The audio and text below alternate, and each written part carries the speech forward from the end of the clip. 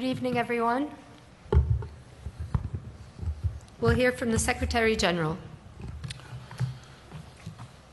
Good afternoon. It's good to see you all. We have just concluded a meeting of the North Atlantic Council at the level of heads of state and government.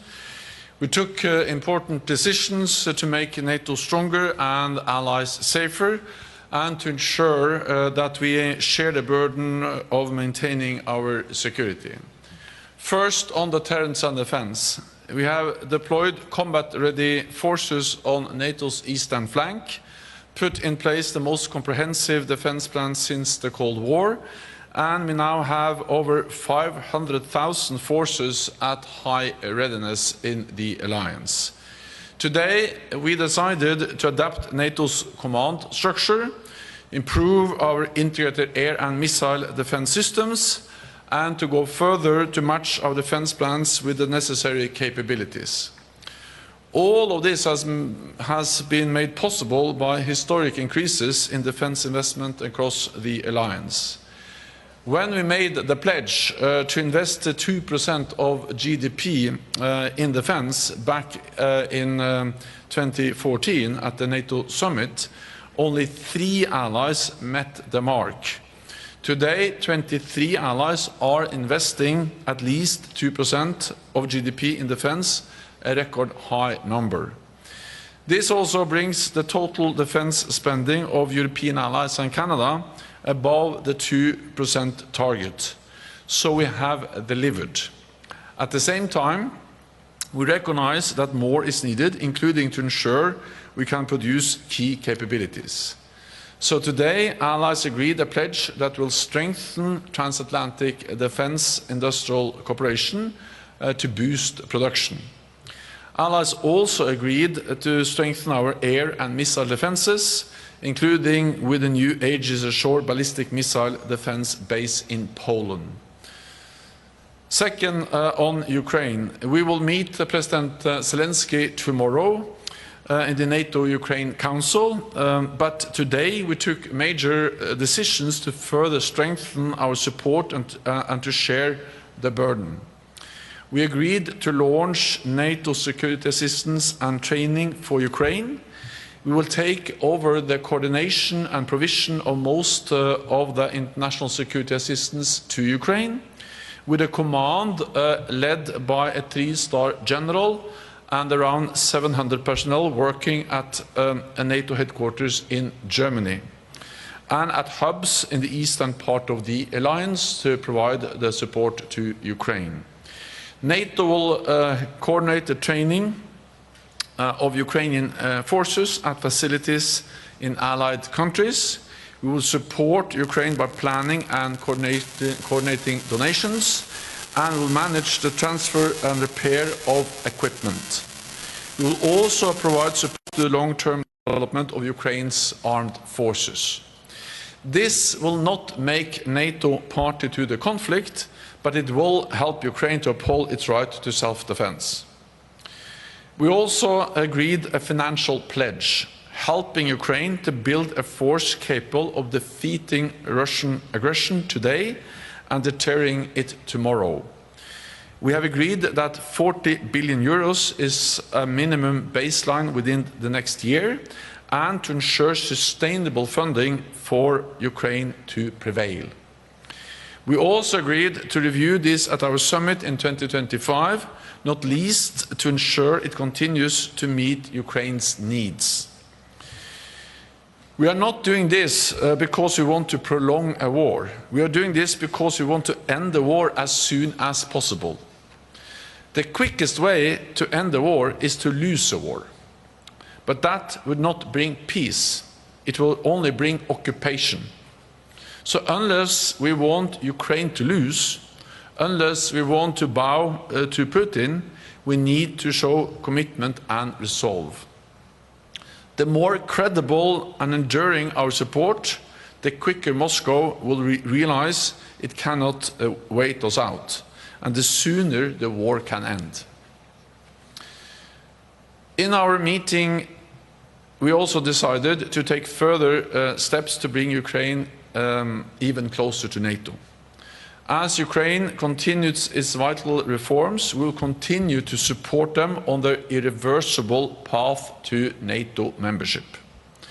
The work we are doing together now will ensure that when the time is right, Ukraine can join without delay. It is not a question of if, but when.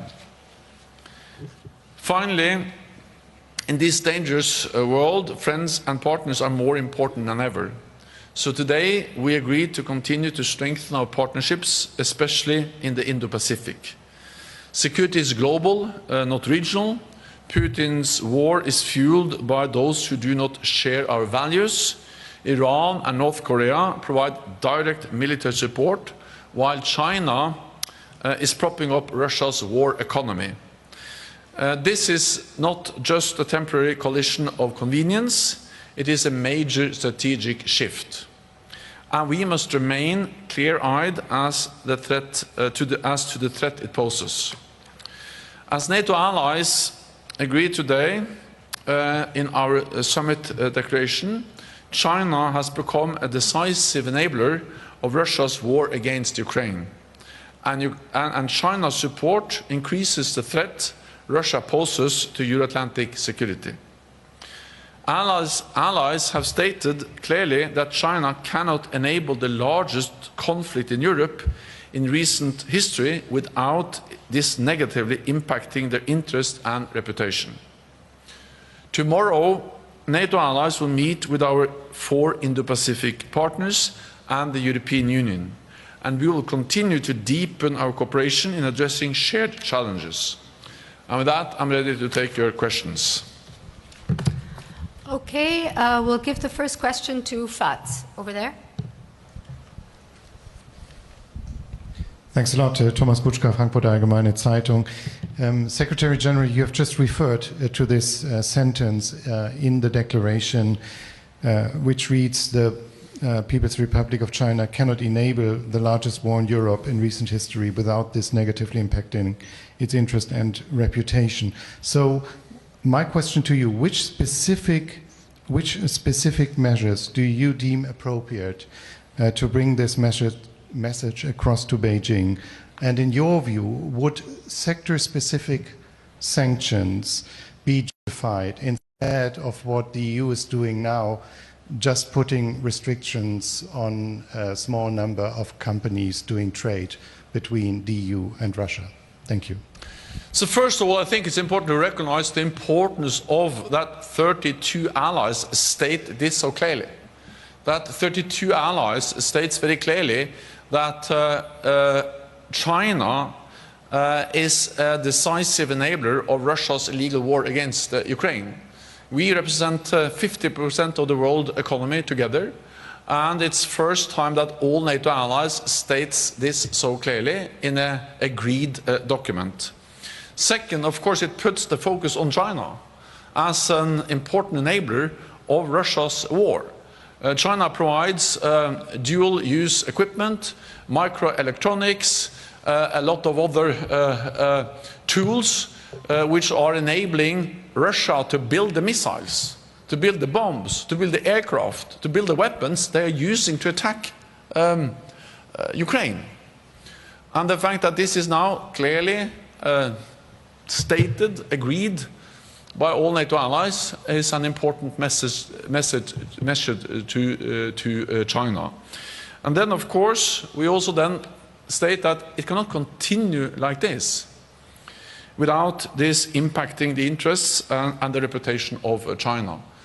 Of course, at the end of the day, this will be for individual allies to make decisions, but I think the message sent from NATO from this summit is very strong and very clear, and we are clearly defining China's responsibility when it comes to enabling Russia's war aggression against Ukraine. Okay, thank you. I'll go to NBC.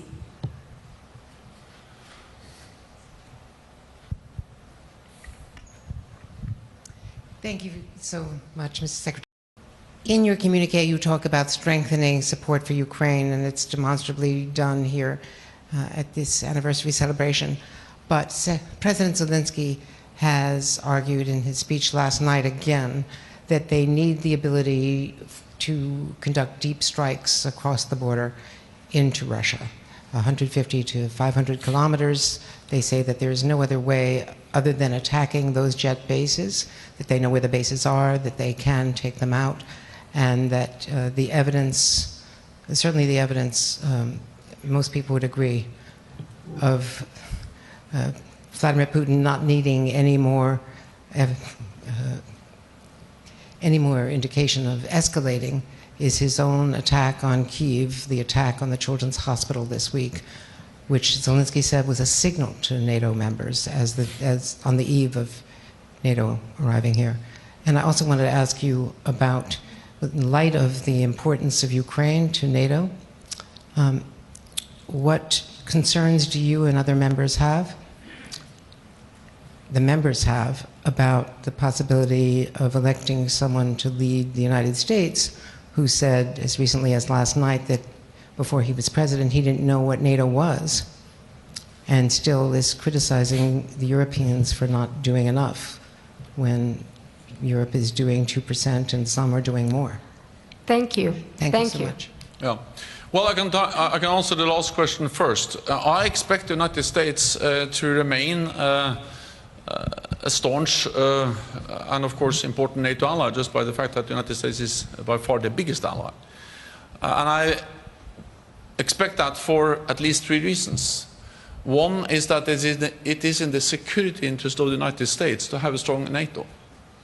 The United States becomes stronger and safer with NATO than without.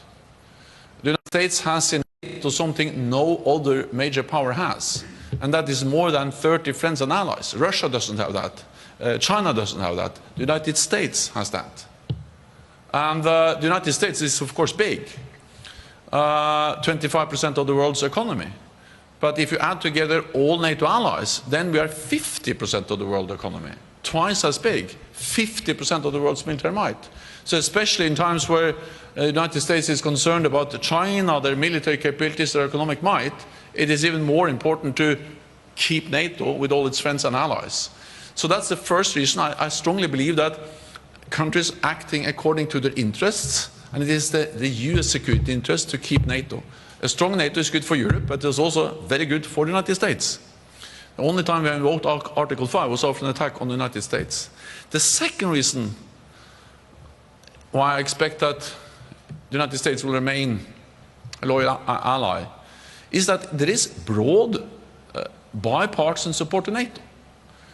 There have just been new opinion polls published, and they reiterate or show once again that there is strong support across the United States for NATO. And I visited the Senate this morning, and I met with a lot of senators, but also yesterday I met with representatives in the House of Representatives, bipartisan. I met with Speaker Mike Johnson. I met with a broad group of senators this morning from both parties, and they all repeat the same, that NATO is important for the United States. So also in the Congress, in the Senate and the House of Representatives, there is strong bipartisan support for NATO. That's the second reason why I expect the United States to remain a loyal ally. But the third reason is that the main criticism from former President Trump, but also from other US presidents, has not primarily been against NATO. It has been against NATO allies not investing enough in NATO. And that has changed. The clear message has had an impact, because now allies are really stepping up. Just a few years ago, less than 10 allies spent 2% of GDP on defense. When we made the pledge in 2014, it was only 3 allies. Now it's 23 allies. And those allies who are not yet at 2% have plans in place to be there. So this is... Well, can I just say, Jens, thank you so much for your leadership as Secretary General. It's an incredible 10-year period. You have shown exemplary leadership. I hope you leave feeling incredibly proud of all that you've achieved and contributed. You've had the confidence of all of the leaders within NATO and around the world. You've kept them united, together. You've extended her time in order to be able to navigate what's been one of the most challenging periods in Europe, and you've done an exceptionally good job. So I hope you leave feeling very, very proud of the legacy that you've created and the way that you've strengthened this organisation, which is without doubt the most successful alliance we've seen on earth. And so I want to say congratulations, well done. I've enjoyed getting to know you over recent times, and I wish you all the very best from all of us in New Zealand for your future as well. So thank you so much for all your support. Thanks so much. For your leadership. Okay, then I think we... The ITTP. Updated documents, yeah. You can open it. Okay. Like this. Okay. Yeah.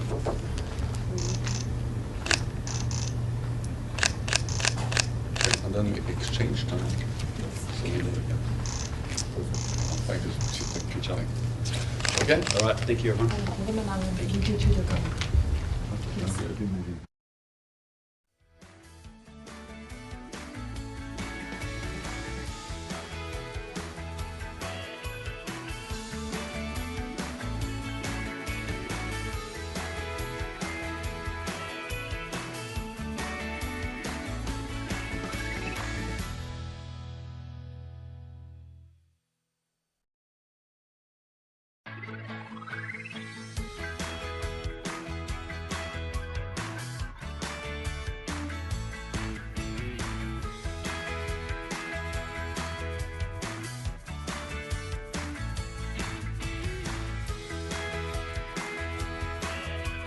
I think it's well known that there have been some also reduced restrictions. They have lifted some of the restrictions because we have now the new offensive in Kharkiv, where the front line and the borderline between Russia and Ukraine is almost the same. Of course, until now, most of the fighting took place on Ukrainian territory. So then to hit beyond the front line was to actually hit Ukrainian territory. But now, when you have the new front in Kharkiv, the only way to hit actually artillery or airfields which are conducting almost daily attacks against Ukrainian territory is to actually hit them at the territory of Russia, and allies have made that possible. Thank you. I'll go to Voice of America. Carla, over there. Thank you, Mr. Secretary General. Carla Babb, Voice of America. First, to follow up on my colleague, you had said that the communique's wording on China is an important message for China to hear, but is it a strong enough message to deter China from continuing to support Russia? And then on the INSATU that you've been announcing, can you tell us who will be the three-star general in charge of the NATO security assistance and training for Ukraine, and when will that mission in Wiesbaden, Germany begin? Thank you. The declaration we have agreed today is the strongest message NATO allies have ever sent on China's contributions to Russia's illegal war against Ukraine. So that in itself is a strong message. And we describe it and we also make it clear that this will impact China's interests.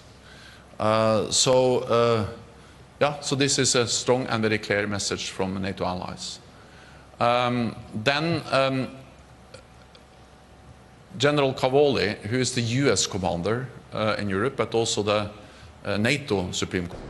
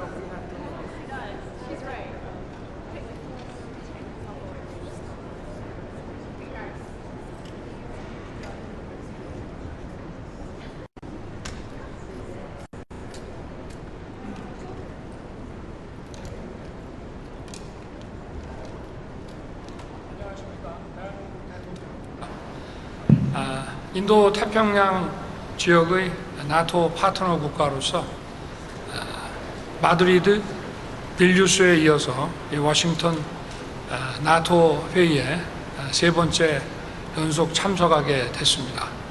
미국의 동맹국으로서 워싱턴에서 IP4 파트너 국가들과 함께 나토 75주년을 함께 축하할 수 있게 되어 기쁘게 생각합니다. As an Indo-Pacific partner, it is my pleasure to be here at the NATO Summit for 3 years in a row, following my participation in the Madrid Summit and Vilnius Summit years ago. It is even more meaningful that with other NATO's Indo-Pacific partners that I can celebrate the 75th anniversary of NATO in the United States, who is a treaty ally of the Republic of Korea. 최근에 러시아와 북한의 군사 경제적 밀착과 관련해서 유럽의 안보와 동북아의 안보, 인도 태평양의 안보가 분리될 수 없다는 점이 여실히 드러난 상황입니다. 이번 정상회의를 계기로 나토 회원국과의 협력관계 그리고 인태지역의 IP4 국가들과의 협력 방안을 논의하게 될 것입니다. As we've witnessed through the closer military and economic ties between Moscow and Pyongyang, all these challenges are a staunch reminder of the fact that the Europeans our partnership not only with the NATO member states but also with Indo-Pacific partners. The NATO member states but also with Indo-Pacific partners. 자, 수고하십시오. Thank you very much.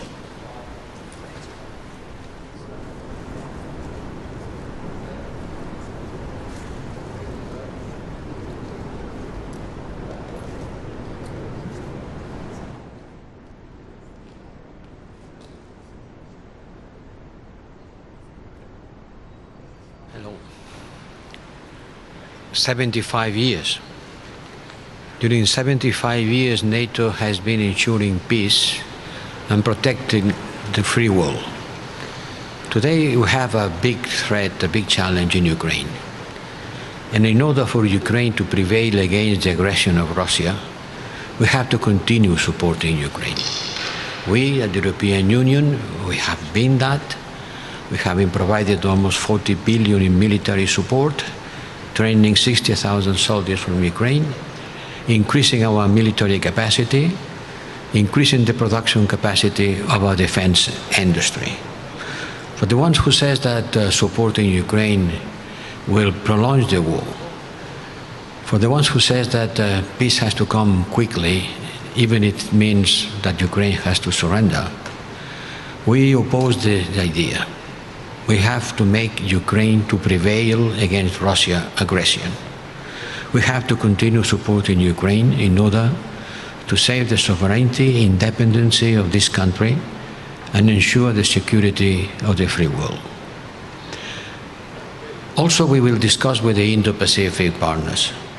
We have to look at a continuum, a strategic continuum between Ukraine and the Indo-Pacific, because China is supporting Russia in the name of this unlimited friendship. Korea is one of the most important suppliers of war material to Russia, and attempts against international law, and in particular maritime law in the Indo-Pacific, puts a threat to the stability of the whole region. So we will discuss with our partners in the Pacific area in order how NATO, European countries can engage on ensuring the stability in the region. And also at the G7 ministerial meeting, we will discuss about the situation in Middle East, in Gaza and in the West Bank. It's awful, it's worse than ever. 9 months after the terrorist attack by Hamas, the humanitarian situation in the ground is much worse, unbearable. In the West Bank, the Israeli government is seizing land.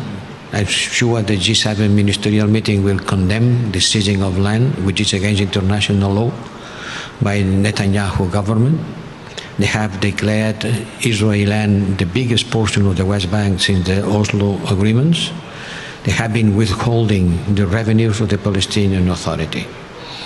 I think the voice of the human kind has to prevail. To release hostages, to cease fire, to provide humanitarian support to the people in need in Gaza, and to look for a political solution based on the two-state solution. Thank you. Right before this summit and has been a critic of Western military aid to Ukraine.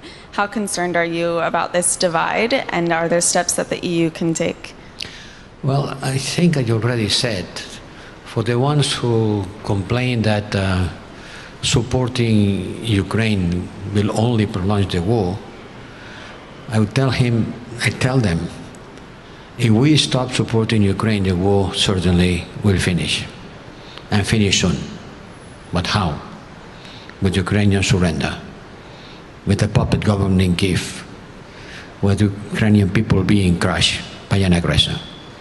Is that the way we want the war to end? No.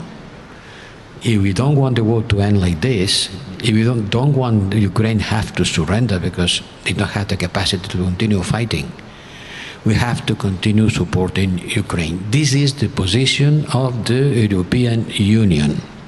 The whole European Union is supporting this position. And for the European Union, there is no plan that the Zelensky plan. It is the only peace plan in town for us, for the Europeans.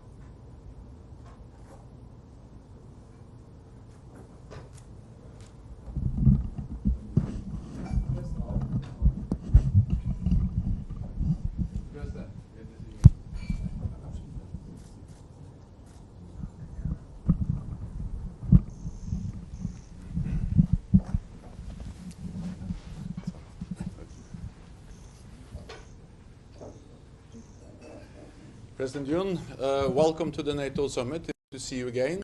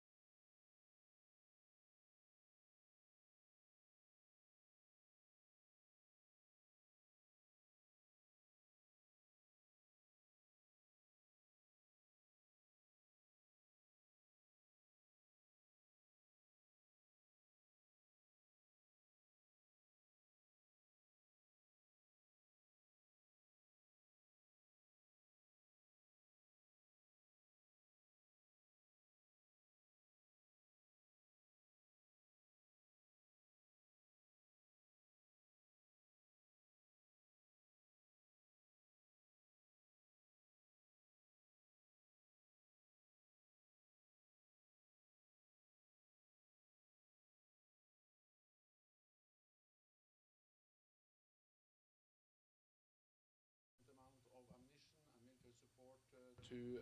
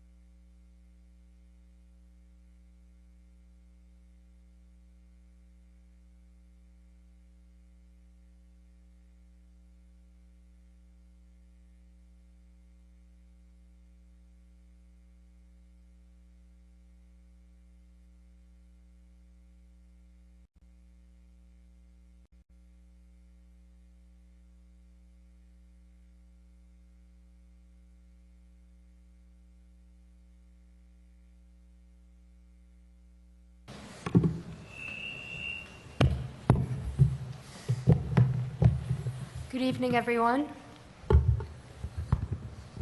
We'll hear from the Secretary General. Good afternoon. It's good to see you all. We have just concluded a meeting of the North Atlantic Council at the level of heads of state and government.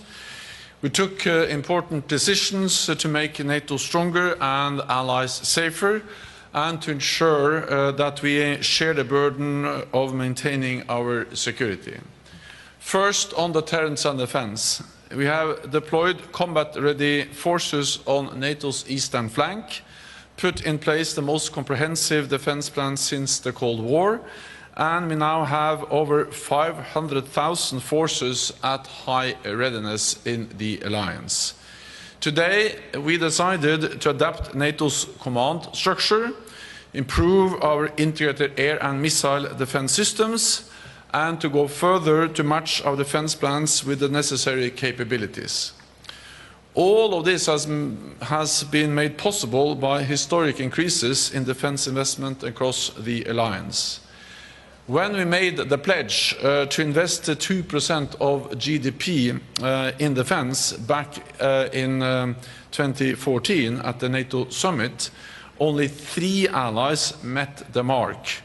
Today, 23 allies are investing at least 2% of GDP in defense, a record high number. This also brings the total defense spending of European allies and Canada above the 2% target. So we have delivered. At the same time, we recognize that more is needed, including to ensure we can produce key capabilities. So today, allies agreed a pledge that will strengthen transatlantic defense industrial cooperation to boost production. Allies also agreed to strengthen our air and missile defenses, including with a new Aegis Ashore ballistic missile defense base in Poland. Second, on Ukraine, we will meet President Zelensky tomorrow in the NATO-Ukraine Council, but today we took major decisions to further strengthen our support and to share the burden. We agreed to launch NATO security assistance and training for Ukraine. We will take over the coordination and provision of most of the international security assistance to Ukraine, with a command led by a 3-star general and around 700 personnel working at a NATO headquarters in Germany, and at hubs in the eastern part of the alliance to provide the support to Ukraine. NATO will coordinate the training of Ukrainian forces at facilities in allied countries. We will support Ukraine by planning and coordinating donations, and will manage the transfer and repair of equipment. We will also provide support to the long-term development of Ukraine's armed forces. This will not make NATO party to the conflict, but it will help Ukraine to uphold its right to self-defense. We also agreed a financial pledge, helping Ukraine to build a force capable of defeating Russian aggression today and deterring it tomorrow. We have agreed that 40 billion euros is a minimum baseline within the next year, and to ensure sustainable funding for Ukraine to prevail. We also agreed to review this at our summit in 2025, not least to ensure it continues to meet Ukraine's needs. We are not doing this because we want to prolong a war. We are doing this because we want to end the war as soon as possible. The quickest way to end the war is to lose a war. But that would not bring peace. It will only bring occupation.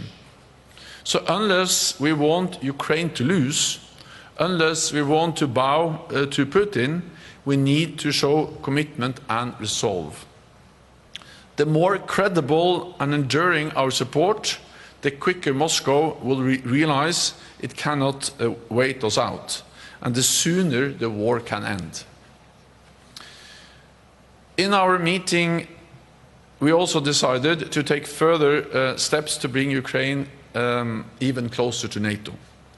As Ukraine continues its vital reforms, we will continue to support them on their irreversible path to NATO membership.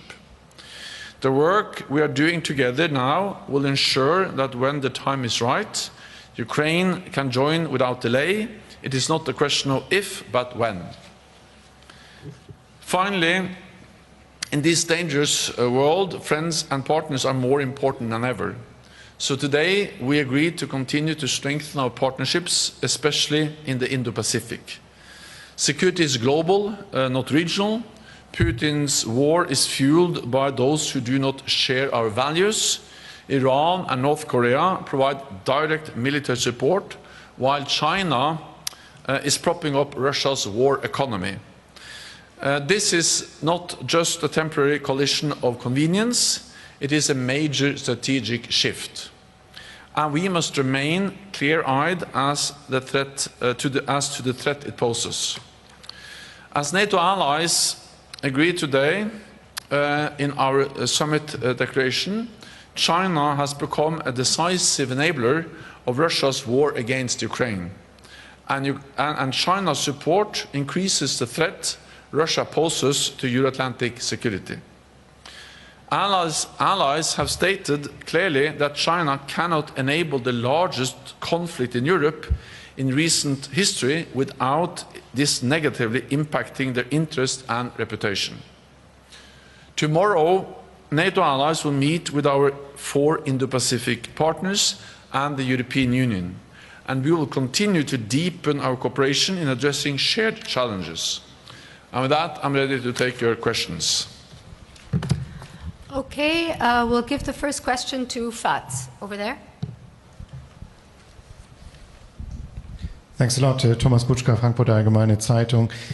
Secretary General, you have just referred to this sentence in the declaration, which reads, the People's Republic of China cannot enable the largest war in Europe in recent history without this negatively impacting its interest and reputation. So my question to you, which specific measures do you deem appropriate to bring this message across to Beijing?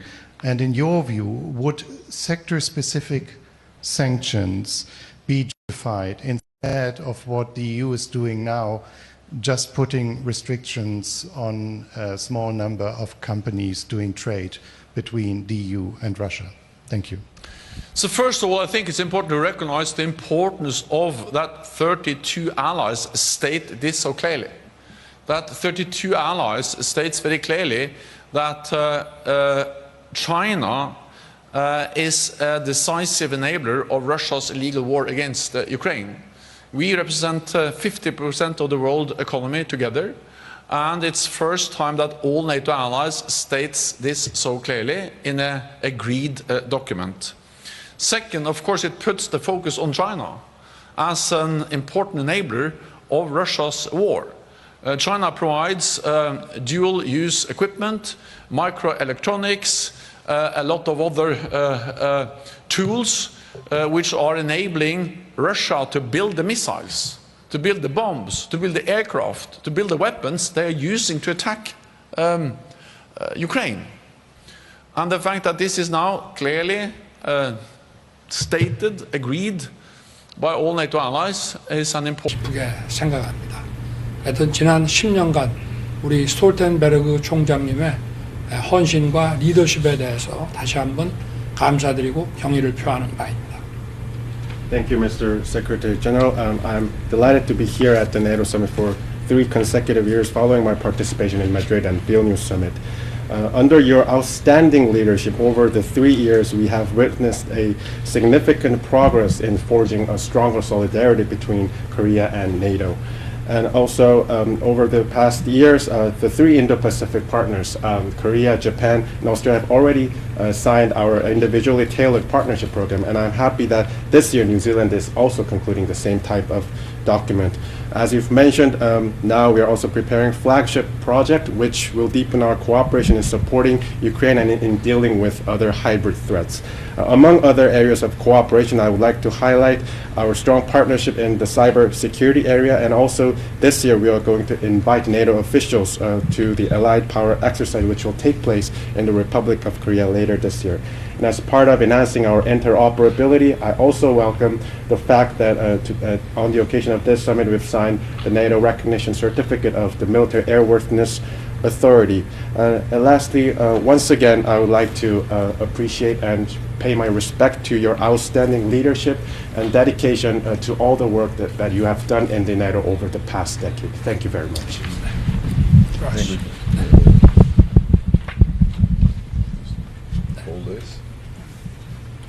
Open it up.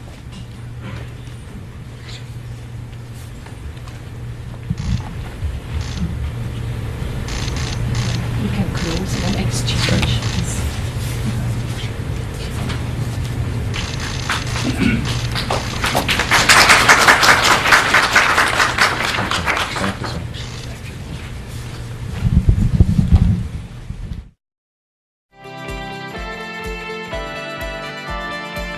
Said as recently as last night that before he was president, he didn't know what NATO was, and still is criticizing the Europeans for not doing enough when Europe is doing 2% and some are doing more.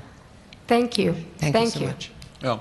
Well, I can answer the last question first. I expect the United States to remain a staunch and, of course, important NATO ally, just by the fact that the United States is by far the biggest ally. And I expect that for at least 3 reasons. One is that it is in the security interest of the United States to have a strong NATO. The United States becomes stronger and safer with NATO than without. The United States has in NATO something no other major power has, and that is more than 30 friends and allies. Russia doesn't have that. China doesn't have that. The United States has that. And the United States is, of course, big. 25% of the world's economy. But if you add together all NATO allies, then we are 50% of the world economy. Twice as big, 50% of the world's military might. So especially in times where the United States is concerned about China, their military capabilities, their economic might, it is even more important to keep NATO with all its friends and allies. So that's the first reason. I strongly believe that countries acting according to their interests, and it is the US security interest to keep NATO. A strong NATO is good for Europe, but it's also very good for the United States. The only time we invoked Article 5 was after an attack on the United States. The second reason why I expect that the United States will remain a loyal ally is that there is broad bipartisan support to NATO. There have just been new opinion polls published, and they reiterate or show once again that there is strong support across the United States for NATO. And I visited the Senate this morning, and I met with a lot of senators, but also yesterday I met with representatives in the House of Representatives, bipartisan. I met with Speaker Mike Johnson. I met with a broad group of senators this morning from both parties, and they all repeat the same, that NATO is important for the United States. So also in the Congress, in the Senate and the House of Representatives, there is strong bipartisan support for NATO. That's the second reason why I expect the United States to remain a loyal ally. But the third reason is that the main criticism from former President Trump, but also from other US presidents, has not primarily been against NATO. It has been against NATO allies not investing enough in NATO. And that has changed. The clear message has had an impact, because now allies are really stepping up. Just a few years ago, less than 10 allies spent 2% of GDP on defense. When we made the pledge in 2014, it was only 3 allies. Now it's 23 allies. And those allies who are not yet at 2% have plans in place to be there. So this is a totally different world. The message from the United States has been understood, and allies have acted. So for these reasons, it is in the US security interest to have a strong NATO. There is strong bipartisan support for NATO in the United States, and European allies and Canada have actually addressed the main criticism from the United States. The lack of burden sharing has been addressed, and allies will continue to address it. So that's the first, or the last question. There is one more, and that is about strikes against legitimate military targets on the territory of Russia. We need to remember what this is. This is a war of aggression. Russia has attacked a neighbor, violated their territorial integrity, invaded Ukraine with troops, missile tanks, airstrikes. Ukraine, that's a violation of international law. According to international law, Ukraine has the right for self-defense. We are helping them to uphold the right of self-defense by delivering weapons, ammunition, missiles, some also with long range, including cruise missiles, ATACMS. The right of self-defense includes the right to strike legitimate military targets on the territory of the aggressor, Russia. And allies have imposed different kinds of restrictions. Some have no restrictions at all, but the reality is that allies have provided Ukraine with the weapons and also enabled Ukraine to also strike targets on the territory of Russia. The restrictions varies, but there are allies who have opened up for that. And I think the United States should speak on behalf of the United States, but I think it's well known that there have been some also reduced restrictions. They have lifted some of the restrictions because we have now the new offensive in Kharkiv, where the front line and the borderline between Russia and Ukraine is almost the same. Of course, until now, most of the fighting took place on Ukrainian territory. So then to hit beyond the front line was to actually hit Ukrainian territory. But now, when you have the new front in Kharkiv, the only way to hit actually artillery or airfields which are conducting almost daily attacks against Ukrainian territory is to actually hit them at the territory of Russia, and allies have made that possible. Thank you. I'll go to Voice of America. Carla, over there. Thank you, Mr. Secretary General. Carla Babb, Voice of America. First, to follow up on my colleague, you had said that the communique's wording on China is an important message for China to hear, but is it a strong enough message to deter China from continuing to support Russia? And then on the INSATU that you've been announcing, can you tell us who will be the three-star general in charge of the NATO security assistance and training for Ukraine, and when will that mission in Wiesbaden, Germany begin? Thank you. The declaration we have agreed today is the strongest message NATO allies have ever sent on China's contributions to Russia's illegal war against Ukraine.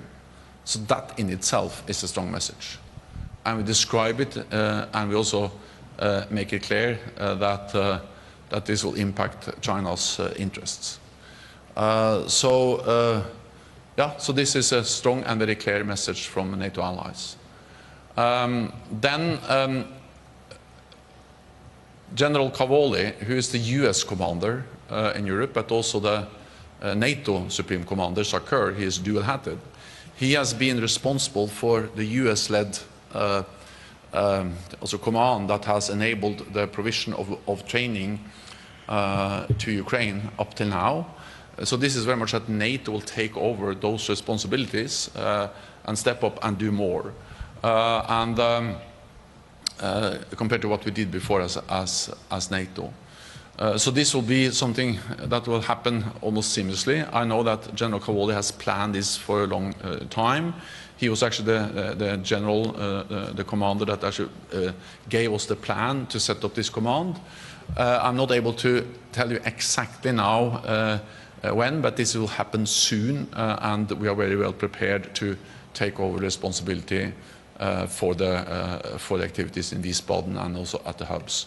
I'm also careful naming a special, so there will be a three-star general, and also that is in process. Okay, thank you. I'll go to Jordan News Agency.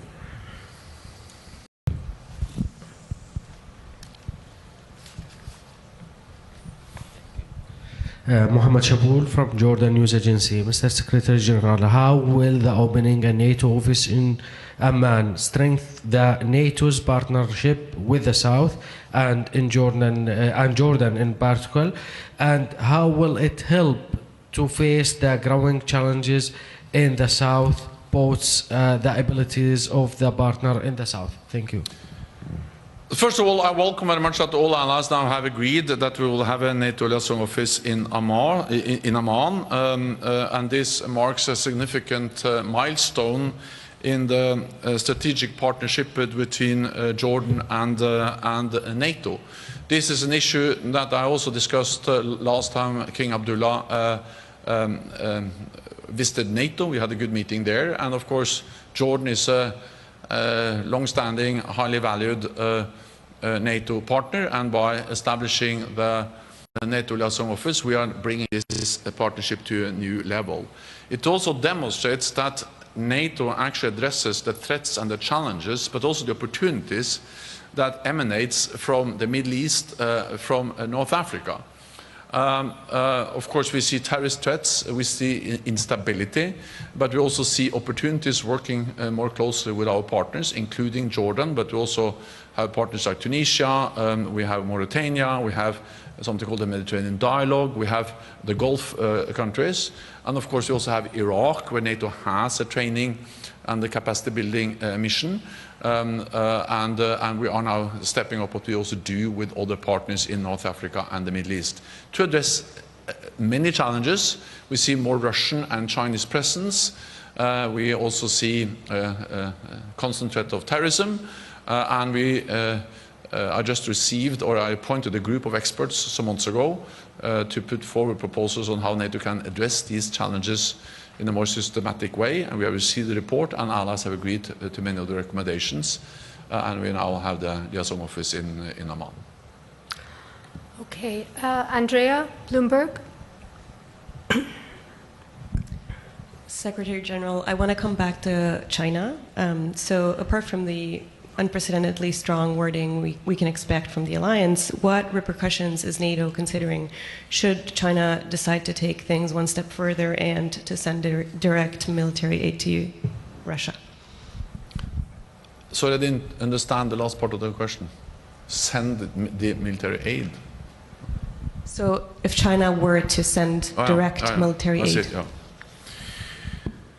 Well, that will make the whole thing much more serious, but the challenge now is that the difference between sending military also weapons and doing what China already does is not that big, because they provide the tools, the equipment, the technology, the microprocessors, the microelectronics that Russia needs to put together these weapons systems. So of course there is a difference, and it will be very serious if they start to deliver lethal weapons, but it is also of course a great concern that they enable China, China enables Russia to construct and build the weapons they're using against Ukraine. And that is what, and the important thing is that this is the first time 32 allies representing 50% of the world economy states this so clearly. Then NATO is not an organization that in a way imposes economic sanctions. That's for allies and EU and other institutions to do, but we represent now 32 nations which are stating this so clearly, and also the fact that it will impact China's interests if this continues. Okay, we'll go to Reuters. Andrew. Andrew Gray from Reuters. Secretary General, you have said, and the Allies have said in their statement today in the declaration, that the path for Ukraine to NATO is irreversible. Can you explain how and why it's irreversible? Surely if a country goes back on reforms, reneges on commitments, by definition it is going backwards, it is reversing its path. That's not to say that's what Ukraine is doing now, but surely you can't rule it out in the future. So in what sense is it irreversible? In the way that this is a strong message from NATO allies that we really want Ukraine to join, and that we are working with Ukraine to make that happen. Words are important, and words creates expectation, creates an agenda, defines an ambition. But of course, as important as words, the language in the declaration is actually what we then have agreed to do. So in many ways, action speaks at least as loudly as words. So I think you need to understand the declaration with a reference to a reverse path to membership together with what we do.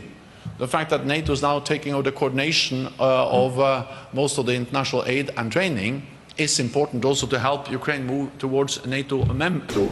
And Japan is really one of the most capable, closest partners NATO has. And we strongly believe that with the war in Ukraine, Russia's war of aggression against Ukraine, it is even more important that we work closely together, because as you have said, what happens in Ukraine today can happen in Asia tomorrow. And we see how North Korea, Iran and China are enabling Russia's war aggression against Ukraine, and this demonstrates that our security is not regional, it is global. What happens in Europe matters for you, what happens in your part of the world matters for us. We also therefore appreciate that we're able to further deepen our practical cooperation with the flagship projects which we would agree at this summit for NATO and our partners in the Pacific, including also Japan, on support for Ukraine, on cyber, artificial intelligence, and we strongly believe that we can continue to do more together. And let me also thank you for your support to Ukraine. When I visited Japan last year, I visited the air base where actually a lot of the humanitarian support from Japan to Ukraine has been transported out of, and we welcome your strong and clear messages on the importance of Russia stopping the war aggression against Ukraine. So once again, it's great to have you here. We really appreciate your personal commitment to our partnership, and it's great to have you at your third NATO summit. So welcome again, Mr. President. Mr. President. ただいまストルテンベルグ事務総長からご紹介ありましたように、私は2年前に初めてこのNATO の首脳会合にご招待いただき、今回で連続3回目出席をさせていただくことになります。As Secretary General Stoltenberg touched on, 2 years ago Japan was invited to the NATO summit for the first time, and today I'm attending the leaders meeting for the third straight year. そして今や、欧州大西洋と、インド太平洋の安全保障環境は不可分にあります。ぜひ、ストルテンベルグ事務総長との間で日 NATO の協力の推進について議論を行いたいと思っておりますし、IDPP に基づいて情報共有体制を強化し、宇宙ですとかサイバーですとか、あるいは共同訓練などさまざまな分野において協力を推進していきたいと思っています。The security of the Euro-Atlantic and the Indo-Pacific is inseparable. Together with the Secretary General, I intend to discuss ways to promote cooperation between Japan and NATO, and then I hope that we can confirm to further step up joint initiative on the basis of ITPP, which covers the information sharing system, as well as space, cyber, and joint training. そしてこの後のパートナーセッションにおいても、NATO とIP4 との長きにわたる協力を推進していく、こうした議論を行っていきたいと思っています。There will be the joint session with partner countries later, where I'll be engaging in discussions with a view to promoting foundation for long-lasting collaboration between NATO and IP4. そして日本は先日非大西洋の国としては初めてウクライナとの間において支援や協力に関する2国間文書に署名をいたしました。日本は NATO とともにウクライナ支援をこれからも継続をしてまいります。Japan is indeed the first North-Atlantic country to have signed a bilateral document on support for and cooperation with Ukraine last month. Japan has been and Japan will work in concert with NATO and carry on our steadfast efforts in providing assistance for Ukraine.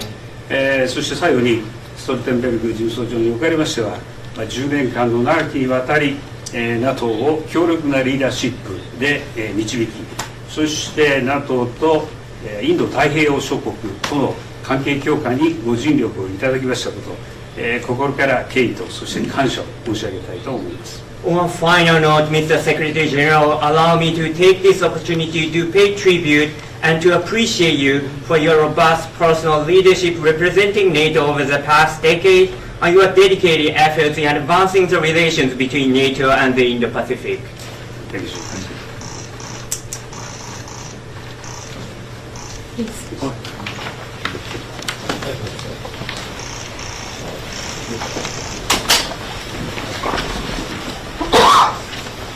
Security.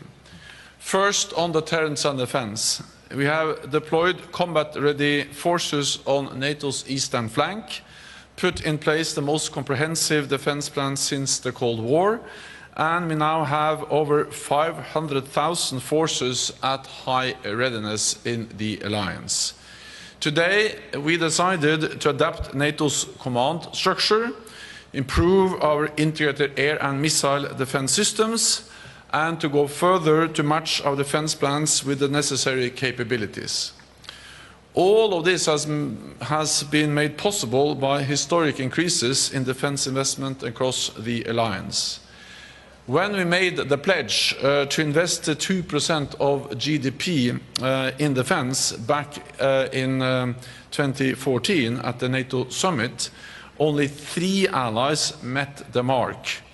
Today, 23 allies are investing at least 2% of GDP in defense, a record high number. This also brings the total defense spending of European allies and Canada above the 2% target. So we have delivered. At the same time, we recognize that more is needed, including to ensure we can produce key capabilities. So today, allies agreed a pledge that will strengthen transatlantic defense industrial cooperation to boost production. Allies also agreed to strengthen our air and missile defenses, including with a new Aegis Ashore ballistic missile defense base in Poland.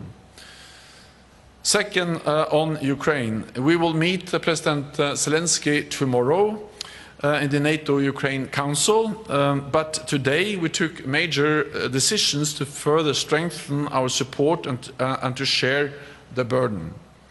We agreed to launch NATO security assistance and training for Ukraine.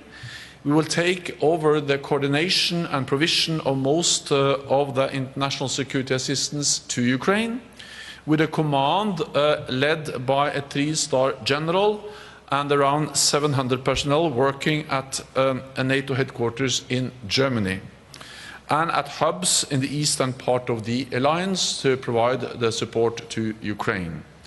NATO will coordinate the training of Ukrainian forces at facilities in allied countries.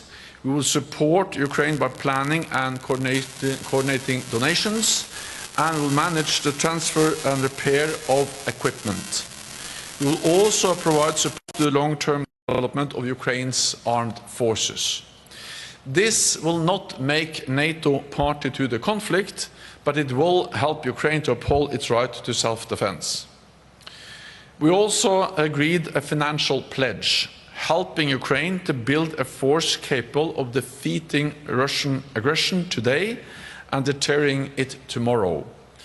We have agreed that 40 billion euros is a minimum baseline within the next year, and to ensure sustainable funding for Ukraine to prevail. We also agreed to review this at our summit in 2025, not least to ensure it continues to meet Ukraine's needs. We are not doing this because we want to prolong a war. We are doing this because we want to end the war as soon as possible. The quickest way to end the war is to lose a war. But that would not bring peace. It will only bring occupation.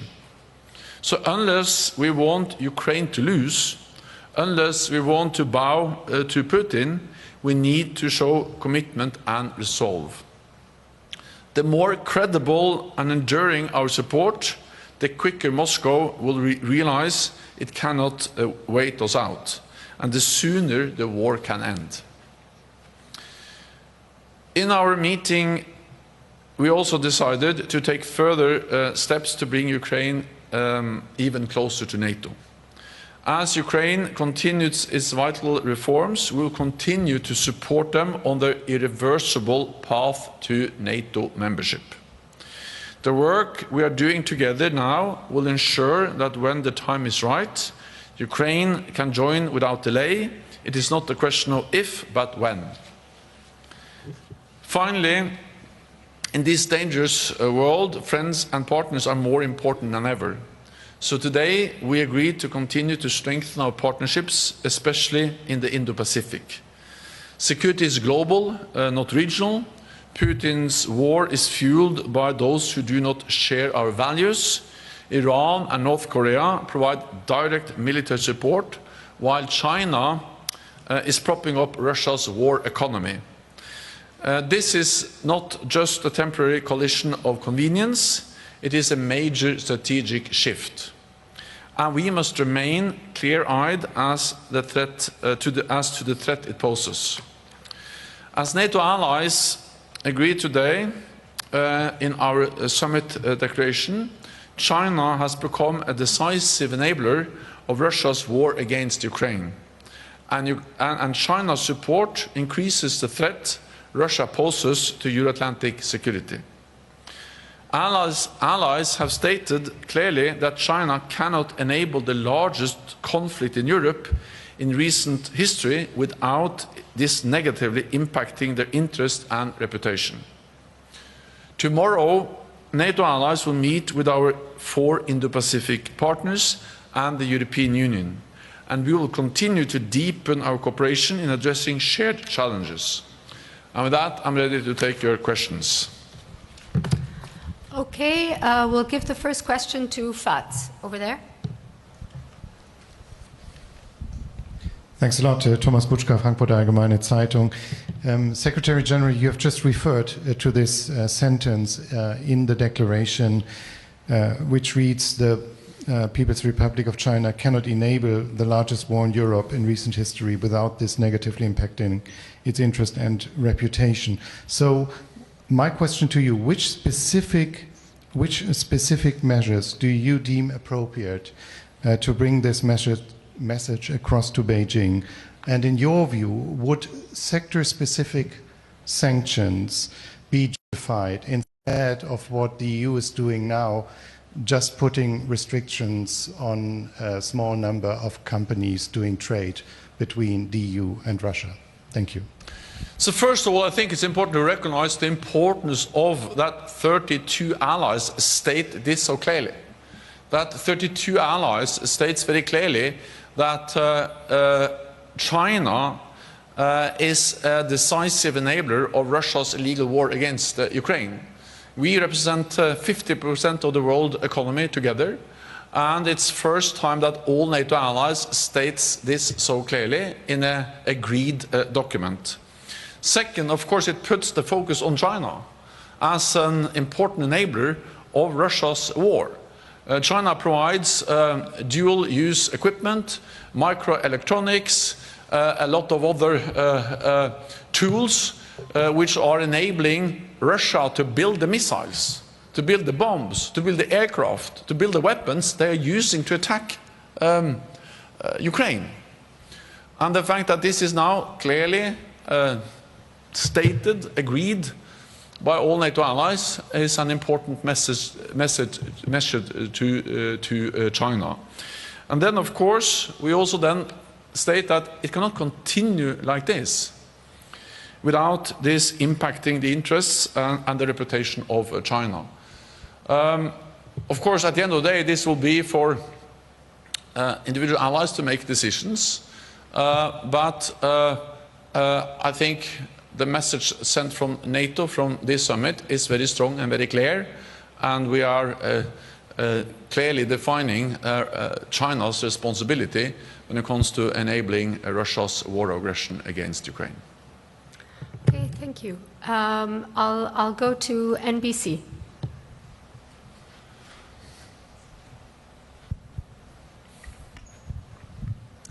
Thank you so much, Mr. Secretary. In your communique, you talk about strengthening support for Ukraine, and it's demonstrably done here at this anniversary celebration. But President Zelensky has argued in his speech last night again that they need the ability to conduct deep strikes across the border into Russia. 150 to 500 kilometers. They say that there is no other way other than attacking those jet bases, that they know where the bases are, that they can take them out, and that the evidence, certainly the evidence, most people would agree, of Vladimir Putin not needing any more indication of escalating is his own attack on Kyiv, the attack on the Children's Hospital this week, which Zelensky said was a signal to NATO members as on the eve of NATO arriving here. And I also wanted to ask you about, in light of the importance of Ukraine to NATO, what concerns do you and other members have?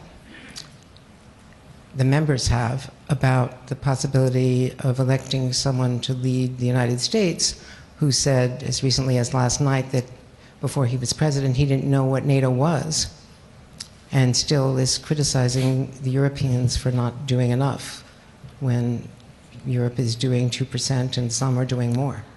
Thank you. Thank you so much. Yeah. Well, I can answer the last question first. I expect the United States to remain a staunch and, of course, important NATO ally, just by the fact that the United States is by far the biggest ally. And I expect that for at least 3 reasons. One is that it is in the security interest of the United States to have a strong NATO. The United States becomes stronger and safer with NATO than without. The United States has in NATO something no other major power has, and that is more than 30 friends and allies. Russia doesn't have that. China doesn't have that. The United States has that. And the United States is, of course, big. 25% of the world's economy. But if you add together all NATO allies, then we are 50% of the world economy. Twice as big, 50% of the world's military might. So especially in times where the United States is concerned about China, their military capabilities, their economic might, it is even more important to keep NATO with all its friends and allies. So that's the first reason. I strongly believe that countries acting according to their interests, and it is the US security interest to keep NATO. A strong NATO is good for Europe, but it's also very good for the United States. The only time we invoked Article 5 was after an attack on the United States. The second reason why I expect that the United States will remain a loyal ally is that there is broad bipartisan support to NATO. There have just been new opinion polls published, and they reiterate or show once again that there is strong support across the United States for NATO. And I visited the Senate this morning, and I met with a lot of senators, but also yesterday I met with representatives in the House of Representatives, bipartisan. I met with Speaker Mike Johnson. I met with a broad group of senators this morning from both parties, and they all repeat the same, that NATO is important for the United States. So also in the Congress, in the Senate and the House of Representatives, there is strong bipartisan support for NATO. That's the second reason why I expect the United States to remain a loyal ally. But the third reason is that the main criticism from former President Trump, but also from other US presidents, has not primarily been against NATO. It has been against NATO allies not investing enough in NATO. And that has changed. The clear message has had an impact, because now allies are really stepping up. Just a few years ago, less than 10 allies spent 2% of GDP on defense. When we made the pledge in 2014, it was only 3 allies. Now it's 23 allies. And those allies who are not yet at 2% have plans in place to be there. So this is a totally different world. The message from the United States has been understood, and allies have acted. So for these reasons, it is in the US security interest to have a strong NATO.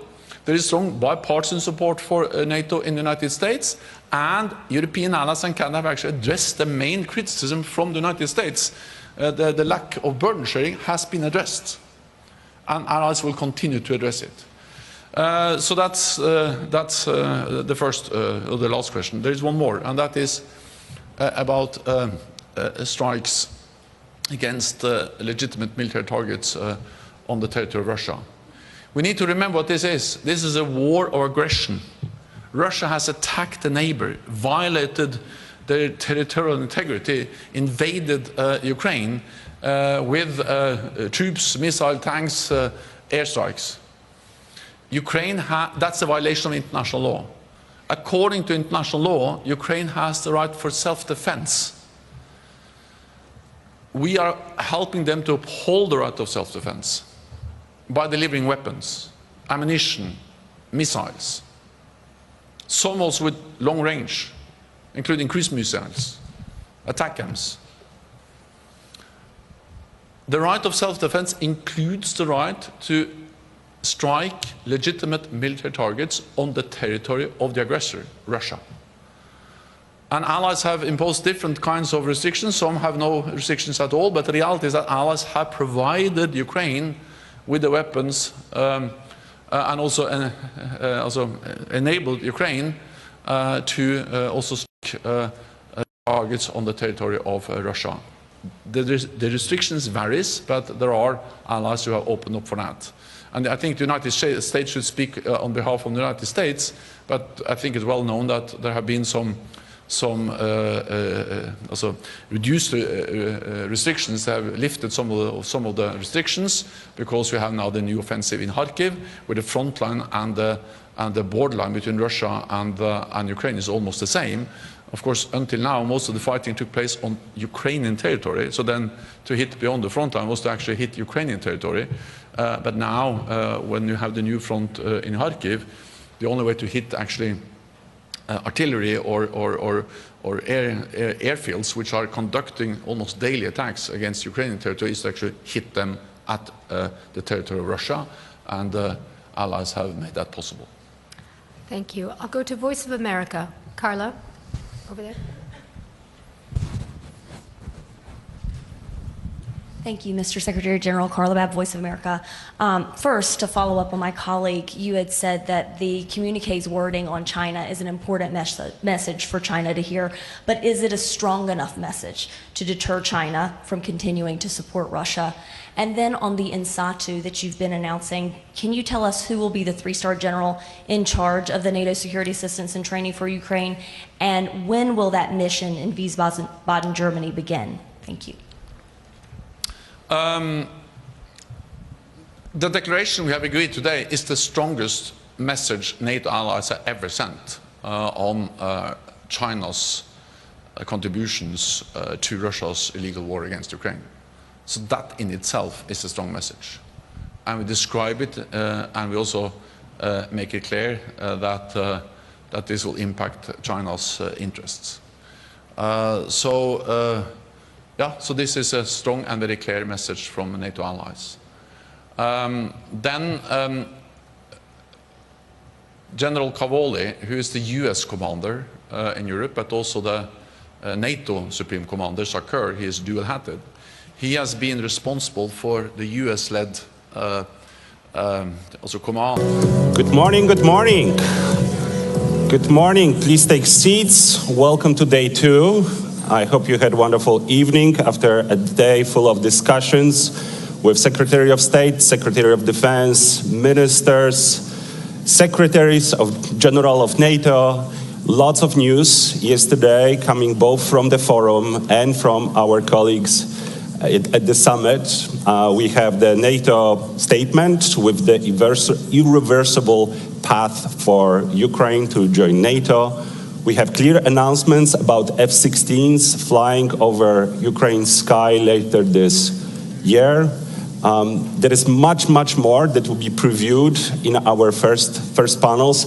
But let me remind you also of some housekeeping notes, which I actually wrote down to make sure that I have it all.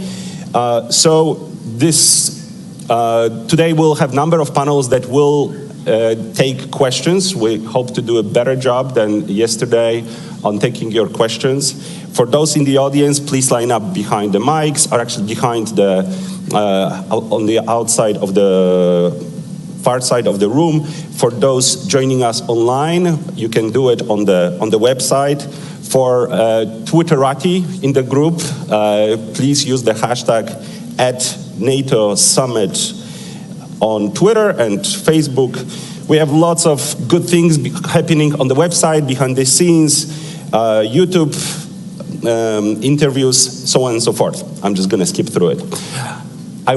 Before we start, I also wanted to thank our co-organizers, our hosts, of course, the NATO Public Diplomacy Division, US government, as well as our partners and co-organizers, Atlantic Council, CNAS, GlobeSec, Hudson Institute, and my organization, German Marshall Fund of the United States. And with that, now let me turn to our scene-setting conversation run by Marie Doha Besançonneau, Assistant Secretary General for Public Diplomacy, conversation with Julie Smith, US Ambassador to NATO, a good old friend, and frankly, a former GMFer as well. Marie, the stage is yours.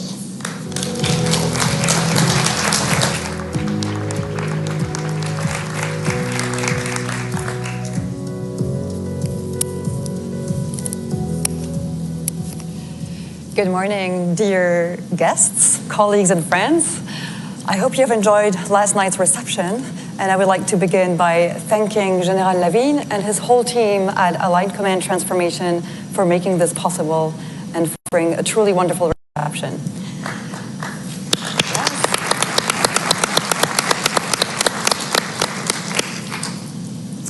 As we open day 2 of our public forum, I would like to thank the United States government for the incredible support and making this forum possible for 2 days.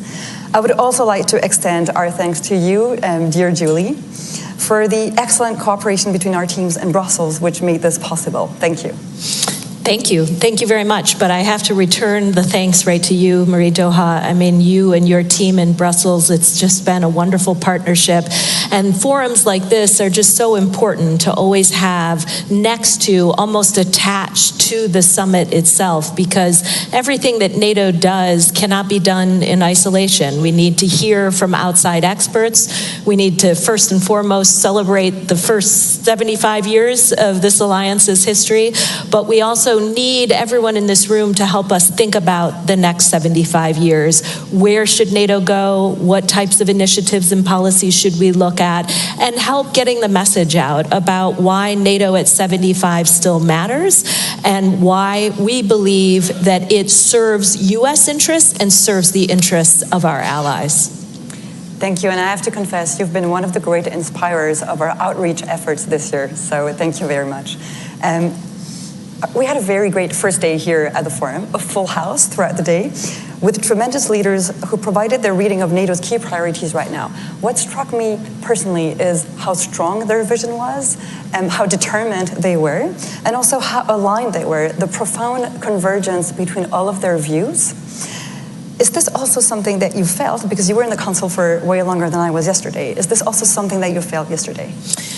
I did feel it in the Council yesterday. So we had a 3-hour, our first session. The North Atlantic Council met at the leaders level. And what was really interesting about that session was to first and foremost watch the unity around the table on maintaining our support for Ukraine, first and foremost, keeping an eye on Russia and fortifying ourselves to be prepared to deter, prevent, respond to a variety of hybrid attacks that the Russians are using on a regular basis, either just on the margins or in NATO territory. But above and beyond Ukraine and Russia, what was fascinating about that session yesterday was to hear multiple allies raise issues in their neighborhood. Obviously, those allies towards the south are focused on instability in that region. We had some of our Nordic friends talking about the Arctic and the North Atlantic. Obviously, it depends on where you sit, what your priority list looks like. But there were multiple times during the session yesterday where a Nordic ally would comment on the importance of focusing on the South, and a Southern ally would talk about the North Atlantic. And so, you know, you hear allies talking a lot about this 360-degree approach. Sometimes it might feel like a nice slogan, but it's not a slogan. It's actually the reality of how we operate across the alliance. Day in and day out, we are focused on, first and foremost, Russia's unprovoked war of aggression in Ukraine, but we are able to maintain focus 360 degrees around the alliance and tune in to the challenges that exist across the continent. I think this resonates very well with what we experienced yesterday. What struck me also was the geographical diversity and simply the broad ground that we cover because we are so many. So yesterday we heard from the Spanish Prime Minister about the importance of the southern neighborhoods. We heard from the Slovak Prime Minister who engaged us to be really firm with our eastern neighbors. And then we also heard from American voices, Senator Shaheen of New Hampshire, Senator Wicker of Mississippi. Each one of them is really bringing their own views on why NATO matters to their own citizens. So I think it resonates very well. This was also felt in the NAC, right? Yeah, absolutely. You heard one leader after that talk about the importance of the alliance, the importance of messaging their own publics on its value and utility, and combating the narrative that NATO's time has come and gone. I think sometimes Russia and other actors are putting out these false narratives either about what NATO's doing, or, for example, Russia likes to often talk about NATO is on the ground in Ukraine, which of course is not true, but they're also trying to undermine societies and our public's kind of overarching perspective of whether or not we need NATO going forward. They're trying to sow divisions across our societies. So we heard leaders talk yesterday about the importance of pushing back against those counter narratives, and I think we'll hear more from leaders on that subject, particularly on the subject of disinformation later today. That is very dear to my heart, and thank you for mentioning this, and we will have a panel on hybrid this afternoon. So what's in store for us today? So maybe a few words about what we will have here on the public forum. We will be starting with Ukraine. We will continue with new threats and also new partnerships. So we will cover climate change, digital challenges, terrorism, hybrid, emerging tech, working with the industry, and resilience. We will hear from the President of South Korea, from National Security Advisor to President Biden, from our Deputy Secretary General, Mirta Jonah, and from the most senior military voices in NATO. And how about your day? What will be covered in the NAC today? So there are actually two NACs today.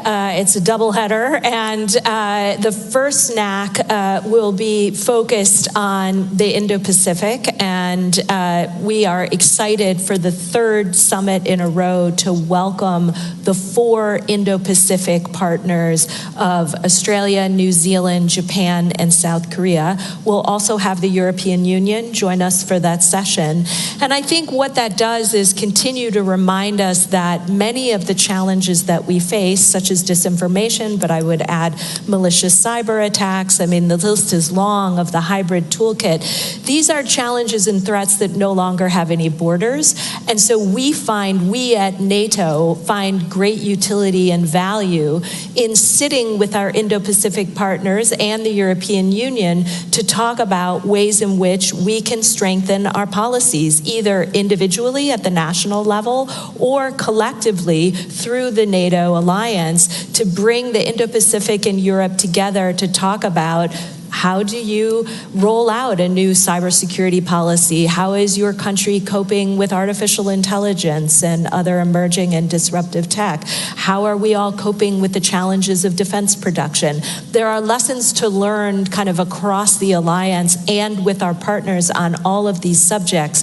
So that particular session is one I'm looking forward to, because I think, first of all, our partners enjoy it, and I know NATO allies enjoy having them in the room and learning from their collective experience. Second part of the NAC, the second NAC of the day, will be this new format that we created last year, which is the NATO-Ukraine Council. So we'll have President Zelensky at the table with us this afternoon. And this is just a fantastic way to bring Ukraine into the conversation, to have them, in essence, sit at the table as an equal. We will be eager to hear from them about what the immediate requirements look like, what more we can do for Ukraine, and we will be keen to project unity and get the message out on everything we're doing to build that bridge to membership. You've heard the announcements on the F-16s flying this summer. You heard the air defense announcement at Mellon Auditorium when the president spoke. We are rolling out a new command for Ukraine to help them with modernization and interoperability, and we're working on this new financial pledge that we rolled out yesterday as well. So taken together, plus the language in the Declaration on Ukraine, that is, in essence, a bridge to membership. We're bringing Ukraine closer to the alliance, and today's afternoon session will just be a wonderful, wonderful opportunity to, again, sit down with President Zelensky and talk about what Russia is doing in Ukraine. So very important deliverables today. Yesterday, we also saw the statement. Fewer paragraphs than last year. Yes, deliberately, yeah. That was a challenge, and you made it. So maybe a personal question, how was it working as allies on that text? Well, negotiating text at 32 is always a challenge, and let me commend all of the negotiators that down to the last minute were negotiating up until about midnight, night before last. So it's an enormous undertaking, and look, everything that happens at NATO has to happen through consensus, and so you've got to go through every sentence of that declaration. This year it is shorter. Last year I think we had 90 paragraphs. This year I think it's about 39, which felt much more reasonable. But actually, I really encourage folks to take a look at the declaration, read it carefully. There's a lot of very interesting and fascinating parts to the declaration, particularly the nexus between Russia and China, this ever-deepening and evolving relationship, and what these two countries are now doing together. The fact that China is providing these dual-use components to Russia to be used in the war in Ukraine. I would also offer that the paragraphs on resilience, in particular protecting critical infrastructure, and all the good work we're doing on cybersecurity are really worth a read as well. We're proud of this declaration. I think it really leans in. It says a lot about how far this alliance has come just in the last 2 years. And of course, you don't want to miss the section on Ukraine, that irreversible path to NATO membership. Absolutely. It's online since last night, so you may all read it.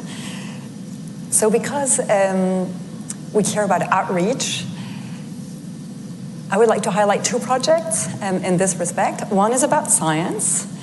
Thanks to our chief scientist, who must be somewhere in the room with us. There he is, Brian Wells. Thank you for being here. And because this day is very much about the future, about tomorrow, I would like to recognize 3 young women who are the finalists of NATO's Science and Technology Women and Girls in Science Initiative. I know they're here with us too. So Sandra from Spain, Jillian from the UK, and Liana from the Netherlands. Congratulations. Julie, I know you also care about young female leaders. So congratulations to you.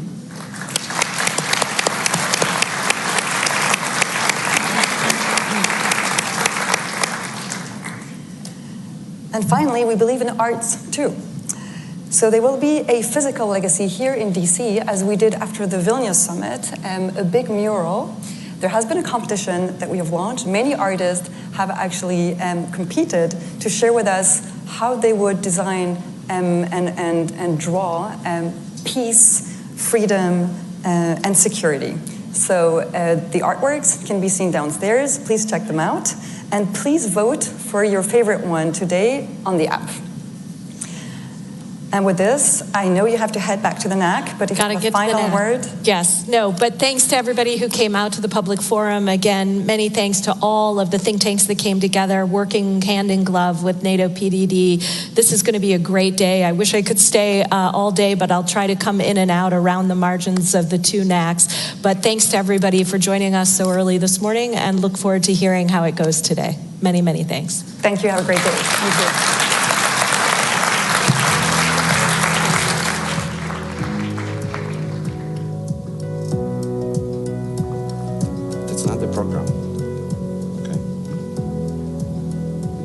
Program is different. Okay, fine. Thank you very much. Good morning to all of you, and welcome to this session. A very quick session, a conversation with Andriy Yermak, the head of the office of President Zelensky. Welcome here, and welcome in Washington. Thank you, conversation. Thanks. Yeah, thank you. Is that all right? When we first met more than 2 years ago in Kiev, it was, I think, May 2022, so a few months after the full-scale attack on Ukraine, in your office, and we've been discussing about the security guarantees and how Ukraine should sustain. I have to say, I was really impressed by the leadership and bravery of the Ukraine people, of President Zelensky and yourself. And thanks to President Zelensky and his team, Ukraine 2 years on is still standing. Thank you for your leadership.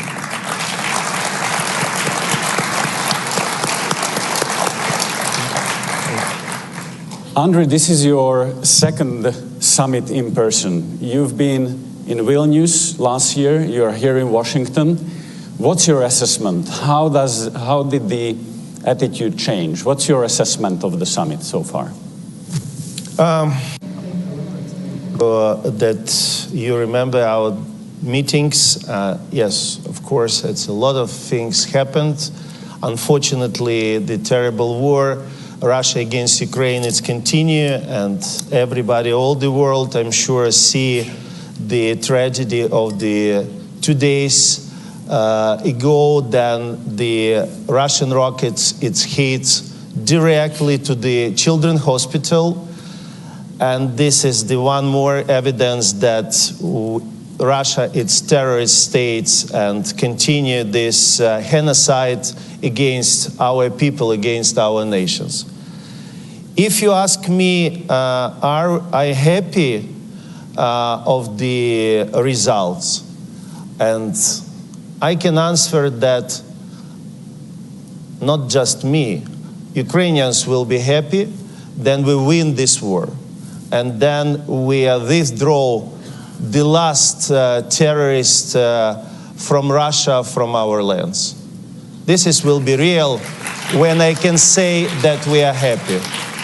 But I can say that we are satisfied for the results of the Washington summit, because the languages of the documents, it's really strong. We can see that the alliance made the real steps forward.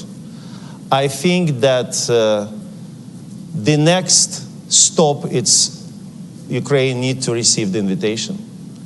And but it's good what now we can see the unity of the alliance for the irreversible path for the membership, full membership of Ukraine in the NATO. Of course, it's very good that the new systems of the air defense will be delivered to Ukraine. It's critically important to secure our cities, secure our people. It's necessary. We need more. We need more to protect and to prevent that such tragedy which happened 2 days ago never happened, and our children never will be killed by Russian aggressors. Unfortunately, just yesterday, one more child died in the hospital after this tragedy. We are looking for some strong decisions as well today. The summit is continue. Today will be the meetings, the special meetings of the NATO Ukraine, and the work is continue. But unfortunately, and war is continuing. And Ukraine showed during this more than 2 years that we're able to win. And our partners, our friends exactly understand what we need for this. So if I may ask you, there are a lot of talks about getting Ukraine closer to NATO and offering the membership. Well, in Vilnius, you were not offered the membership, but the perspective of the membership. It was said that once you will become the member of NATO, here we are talking about the bridge to the membership. Does the bridge bring you closer?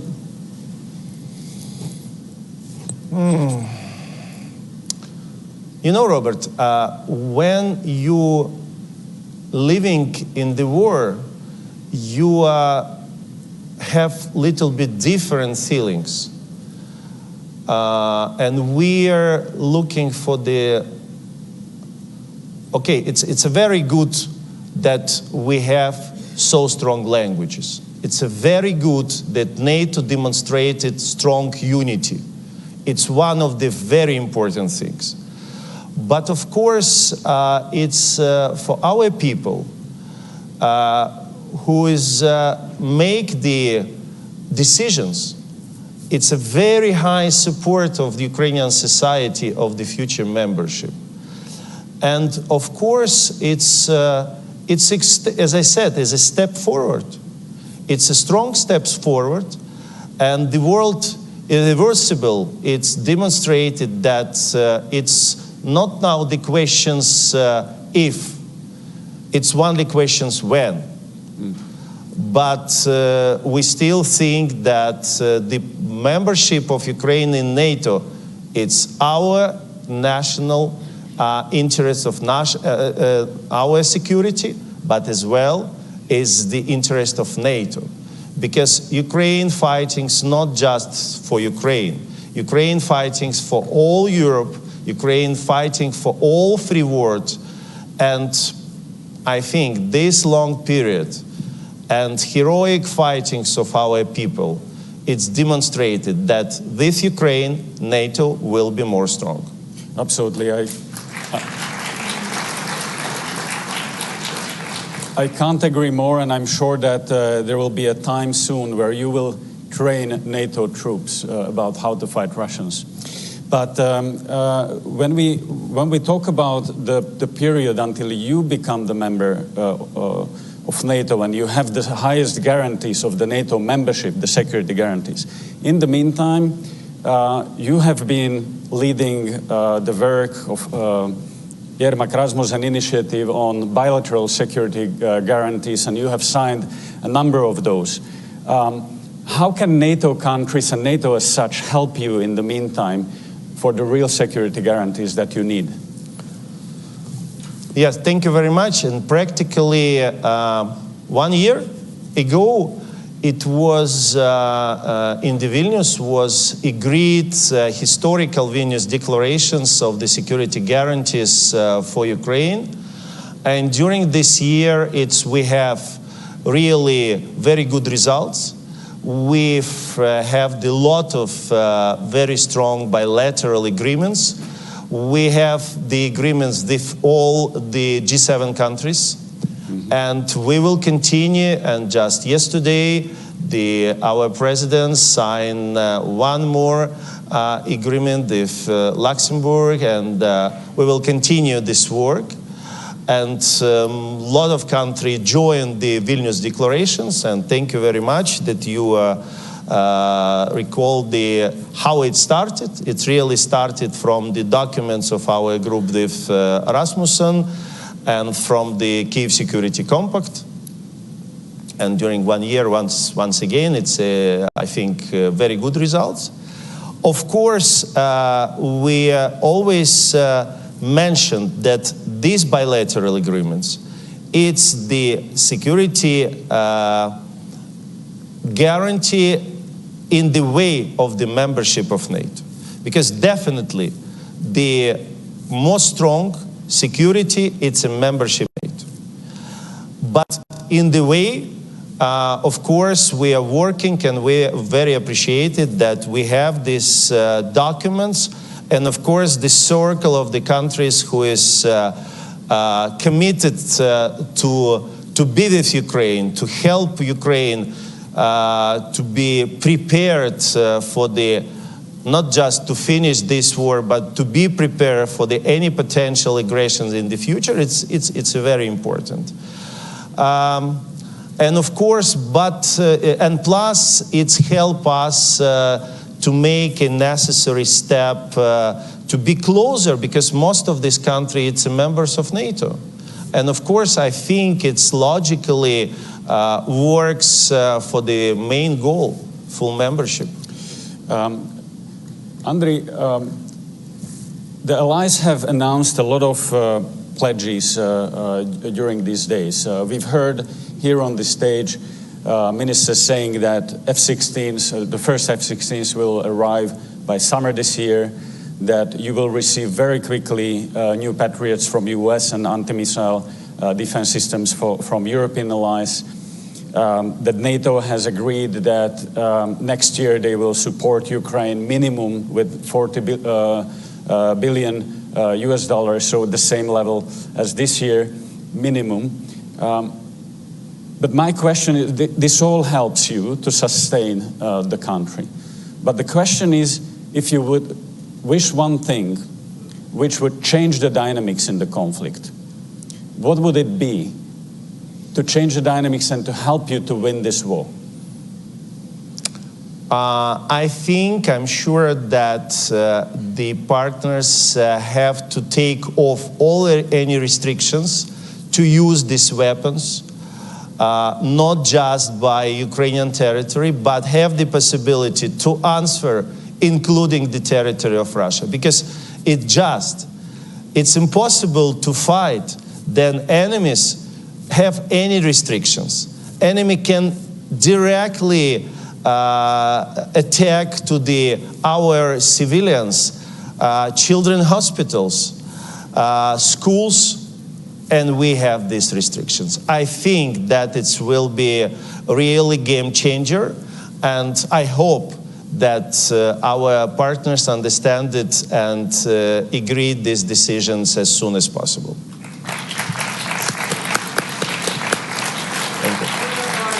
So there is a clear call to put down all the restrictions, because now the war is asymmetric. They are able to attack everything in Ukraine, but you are not able to protect yourself by preempting that. Andrei, we are running out of time, and I have plenty of questions, but let me ask you two questions now. June and July was very important for Ukraine because you had the recovery conference, peace summit, you had the Normandy, NATO summit. Next week you have EPC in London. What's next? What's next in your strategy and in this international diplomacy? Robert, again, we are a little bit living in different understanding of reality, because we in the war. For us, it's not next something. We are 24 hours, 7 days, working, living, fighting, because we have war. Every day, our heroes in front line fightings. Every day, our people under attack of the Russian terrorists. Thank you that you have mentioned, yes, of course, the last couple of months it was really, I think, successful for Ukraine, and the recovery conference, and then G7 with very strong decisions, bilateral agreement with United States, historical documents, and historical first inaugurated peace summit, in which we was able to have more than 100 countries and international organizations. And this is the first step. We don't stop to work to realize the peace formula of President Zelensky. We're looking just for the next weeks for the thematic conference by each points of the formula. This is on the way of the preparation of the second summit, in which I hope we will be able to have the joint plan of responsible country in the world, how to stop this war, how to back just peace, which is very important. Ukraine needs just peace. How to settle all the crises which created this war. And I'm very optimistic that we will be able to do it. And for us, we're not stopping for any, just not day, just for minutes, because all of us, all Ukrainians, we living in the war. And this can stop when we win this war. Andrei, last question. There will be some very important elections in US and Europe. And there is a lot of conversation that if the elections how the elections in US can change the support to Ukraine. Are you in touch with Trump people? Are you talking to them? What's your assessment?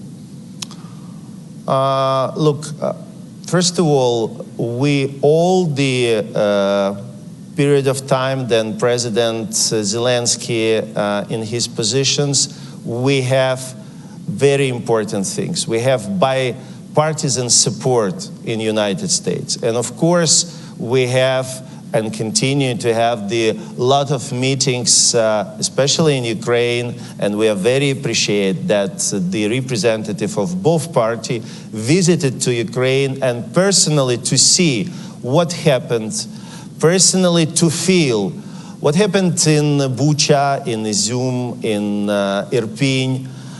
And after this, it's not necessary to explain for what Ukrainians fighting and why we are so strong and why we are so strongly sure that we're able not just to defend but to win.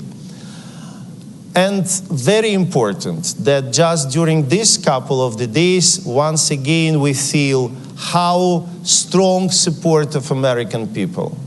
And we very much appreciate it because it's historical moment that our two nations, very close, and ordinary Americans very clearly understand for which values we are fighting.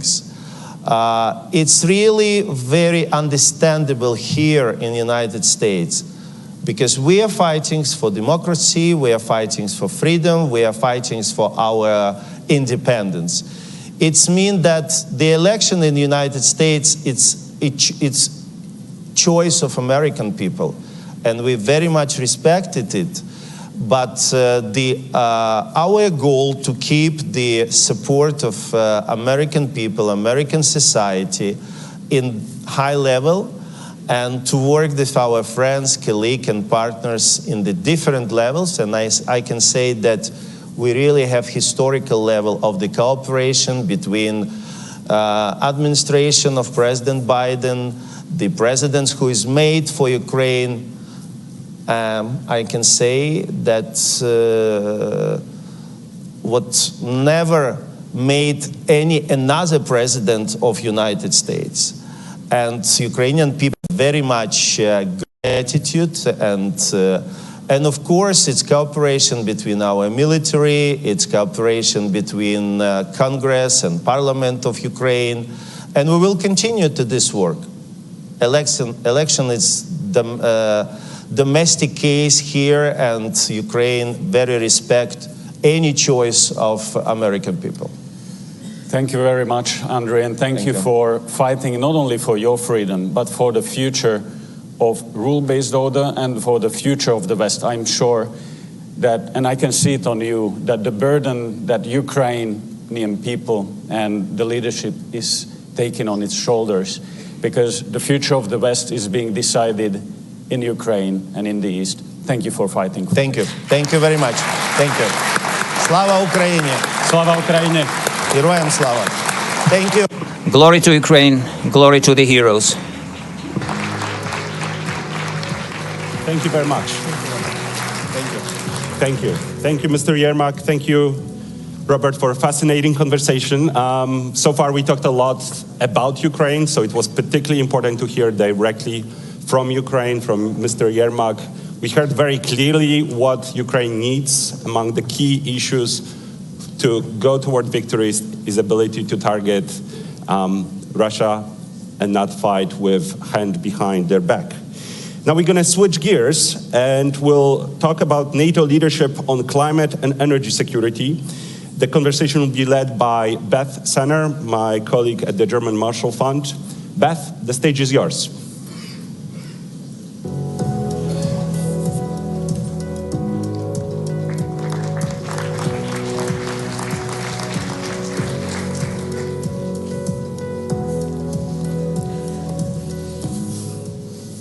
Thanks everybody for being here this morning. It was a fantastic day yesterday. We only have 20 minutes, so I'm going to make the intros really short, and then we're just going to dive right in. And I just want to thank our two guests for joining us today on this panel. We have Mr. Podesta, which I think that John Podesta is well known in capitals around the world, including the United States, probably first as Chief of Staff for President Clinton. He joins us today as Senior Advisor to President Biden for international environmental policy. And during his day job is overseeing the IRA, which is the historic legislation to bring clean energy and technologies to America. And Foreign Minister Bart Aida. The minister is a two-time foreign minister and a defense minister, but he's here with us today because he brings unique perspective as also having been Norway's environment minister up until last year. So let me just kick this off with Mr. Podesta. And review for everyone. Not everybody in the room probably follows environmental issues, but NATO has really stepped it up in the last 2 years since the strategic concept in 2022, making the environment a centerpiece of strategic and operational planning. NATO has set up the Center of Excellence on the environment. Thank you, Canada. And just this week released a study, a very good study actually, worth a read on climate insecurity. So why do you think, John, that NATO should be focusing on climate change? And what do you think are maybe the first, second, third order effects, something here that we're not focused on as much as we should be as a security community? Well, thanks. And I want to start by calling attention to Secretary General Stoltenberg's effect on this space, particularly the Climate Change and Security Action Plan that was developed by NATO, now the third assessment in light of that plan, looking at a range of issues and how climate change is in fact affecting security. If I could take a moment, you noted I was President Clinton, and I was here at the 50th anniversary of NATO.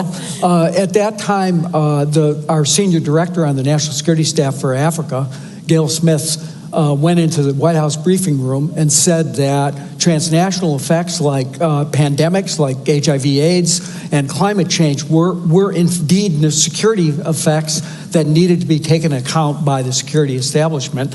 She literally was laughed out of the briefing room. By 2014, the National Defense Strategy documents recognized climate change as a threat multiplier. Now I'm fond of saying it is now the threat. Why? Because of its profound effect on human security, the ability to affect everything from water and food systems, drought, floods, extreme weather, displacing people, pushing them into conflict, pushing them across borders. Clearly, both from the perspective of what the security environment looks like, climate change is very much a real security issue, and that's why NATO has embraced as a concept the idea that you have to plan for it, you have to train for it, you have to purpose your mission to anticipate extreme weather events. And U.S. is sort of kind of what's next, what's kind of missing. And I think in that regard, we're continuously learning and need to build both intelligence systems and early warning systems that help us plan for stronger responses, but build more resilience into societies, into our militaries, into our domains, to ensure that we can react to a rapidly changing environment. Thanks for that. You know, I'm convinced, but I don't know if everybody at this conference is convinced. This room isn't as full today as it was for some of our other sessions. And so I want to kind of turn it to this question of competing priorities. There are voices here in the United States who have publicly said, and I think also in Europe, who have said, you know, look, the focus of militaries on climate is coming at a cost to our focus on our core challenges, particularly going toe-to-toe with China and Russia. What would you say to that? I would say that those voices are wrong, and that what NATO is doing is right. People live in the physical world, and the physical world is changing massively because of climate change and biodiversity loss. You know, we have two crises, the climate crisis, the NATO crisis. That undermines directly the ability to live in certain parts of the world. You know, it undermines the ability, as John said, to produce food, to have clean water. That can displace people. That will bring groups of people into more tension over increasingly scarce remaining resources. And we have many examples of how the peace dividend in post-conflict situation is also undermined by accelerating climate change. And the militaries of NATO and the intelligence services, for instance, in this country, the National Intelligence Estimate has for several years now said that the effects of climate change is one of the biggest security challenges in the long run, because it's on several levels. The first level is it changes the security landscape that we relate to as security policymakers or militaries or people trying to analyze the situation. But it also affects the ability to conduct military operations. So you know that naval bases are obviously located close to water. Now we have sea rise, and we also have much more frequent extreme weather, particularly affecting shores. There's already thinking about that you might have to move entire massive installations to other places. In my country, and I know it's true you can see it even in the war in Ukraine, that the period of the year where you can move heavy equipment, tanks and artillery, in my country, if it's sort of full winter, no problem, steady, good ground. If it is full summer, no problem. But these sort of muddy spring and autumns are getting much longer. So you have also these practical effects. And then, of course, you have the effect of the rest of the world gradually moving into new fuels and new technologies. Shouldn't the military also be part of that? Because who will produce the classical fuel that you need for your tanks if everything has been electrified elsewhere? So there is a lot of challenges on the security level. There is challenges to the military themselves, and there are opportunities for the military themselves in this. So I would say if NATO did not look into this, it would not be doing our job. Because, and I say that not only as a former climate minister, but also as a former defense minister, you always need to think about the current, but also the future. If you only focus on the current crisis, you may overlook the trends that will take us to the next crisis. Just as much as if you only look at the next crisis, you'll not be able to dealing with the current. So you need to do both. And that's why NATO officially launched a few days ago the center in Canada, which is a NATO center of excellence on the relationship between climate and security. It's already been running for some months, but it was officially launched at the great ceremony of the Canadian mission. It's placed in Montreal, which is also the home of the recent Kunming-Montreal Global Biodiversity Framework, by the way. And thanks for mentioning the National Intelligence Council. I oversaw the last two of those, and we have the new global trends will be coming out in the next couple months. Well done. So I'm going to switch gears and ask Mr. Podesta, in your role as overseeing the IRA, it is no news to you that some Europeans have chafed at this legislation and seen it as too protectionist, and that it was maybe a symbol. Maybe people on both sides of the Atlantic see both Europeans and the United States approaching climate issues in a way of competition rather than collaboration. What can you tell us practically, instead of just some of the talk, but practically, what are the things that we can do to really emphasize collaboration between allies to advance this goal? Well, I think, particularly when we're talking about our European allies, I think the biggest response to the Inflation Reduction Act and the other actions that President Biden, Vice President Harris took at the beginning of this administration, like rejoining Paris, was thank God. Thank God they're back in the game. They're actually made a commitment to reduce our emissions by 50%. They're making the investments that are necessary to do that. They're creating whole new industries. And I would say, and as I have said to others, and particularly our European colleagues, what we're doing here is also driving change, innovation, cost reductions. BCG estimates that the effect of the investments on Inflation Reduction Act, now $410 billion since the President came into office, in clean energy, will reduce particularly these newer technologies like green hydrogen and others by as much as 25%. That's good for the world. It's in a sense, it's a global public good. But we do that in the context of encouraging others to go along with us. If anything, we have to speed up this transition. We have to go faster. We have to go firmer into a zero carbon world, and we welcome our European partnership in doing that. That's why we're in discussions, for example, with Norway to do a memorandum of understanding on how we develop high standard critical mineral agreement between our two countries, doing the same thing with the EU, with the UK. We signed an agreement with Japan where we have free trade agreements with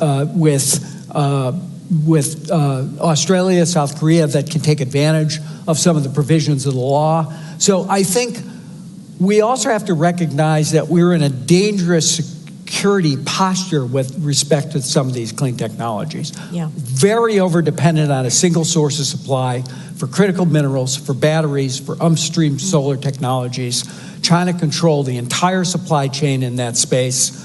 And particularly to my European colleagues, I now can say, look what happens when you're dependent on a single source of supply for your energy needs. We need to work together to develop secure, market-based and responsive supply chains. Yeah. Can I totally agree with John, and industrial policy is back very big time in Western countries. It never left Asia. You know, China is the name of the game, but even our allies in Asia always had a strong public-private partnership. We, for some decades, thought the market would do well on its own. It didn't really, and now we see both in Europe and in North America a massive return to the idea that if you need real, serious, long-term innovation, if you need to change things fundamentally, you need more of a in the market, we need a strong support from the state. That's why many of the innovations we have and which we use, everyone is looking on a cell phone now,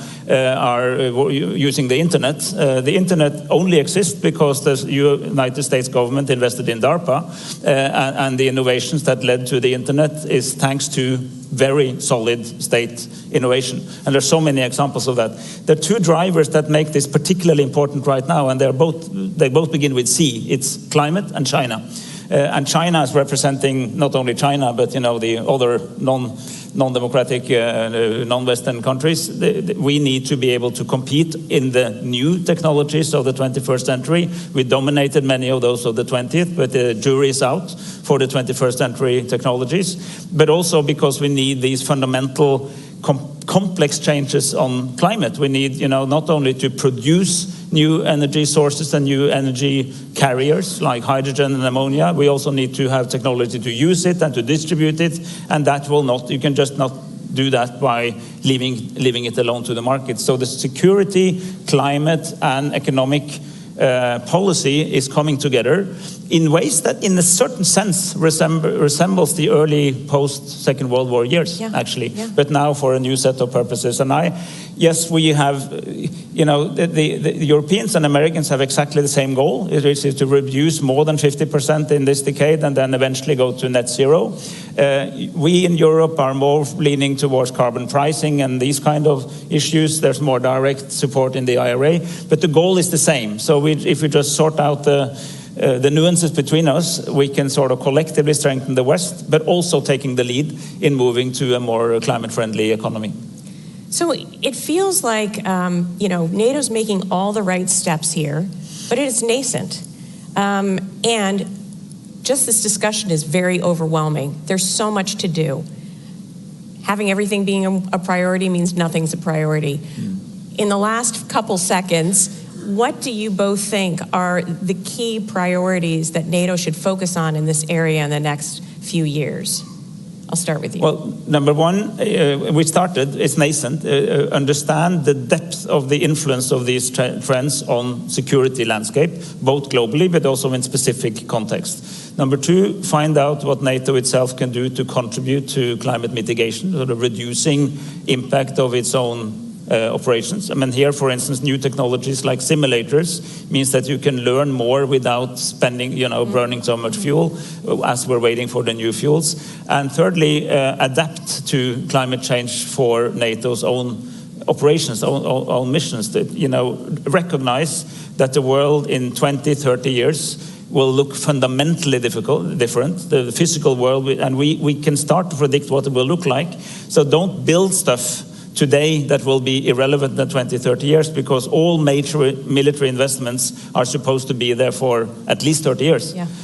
So make sure that you're adapted to the physical world that you will have in 30 years already now.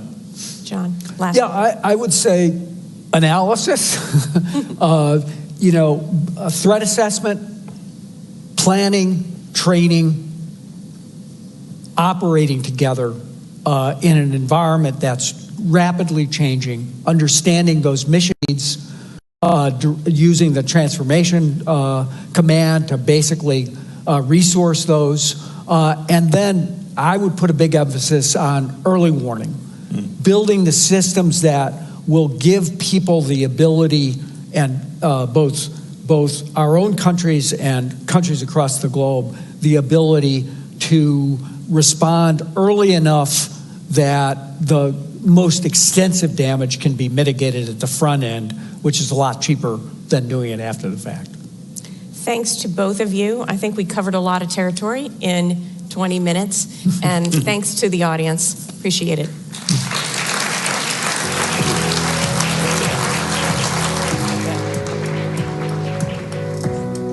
Thank you, Beth.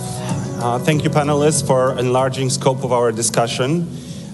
Climate is certainly impacting the way our militaries train, fight. It impacts the context in which our threats develop and the way we innovate. So one area that is most impacted by climate change is the Arctic. So I would now invite you to watch a short video with a view from the Arctic featuring leaders of from Finland, Northwest Territories in Canada, and North Slope of Alaska. Take a look.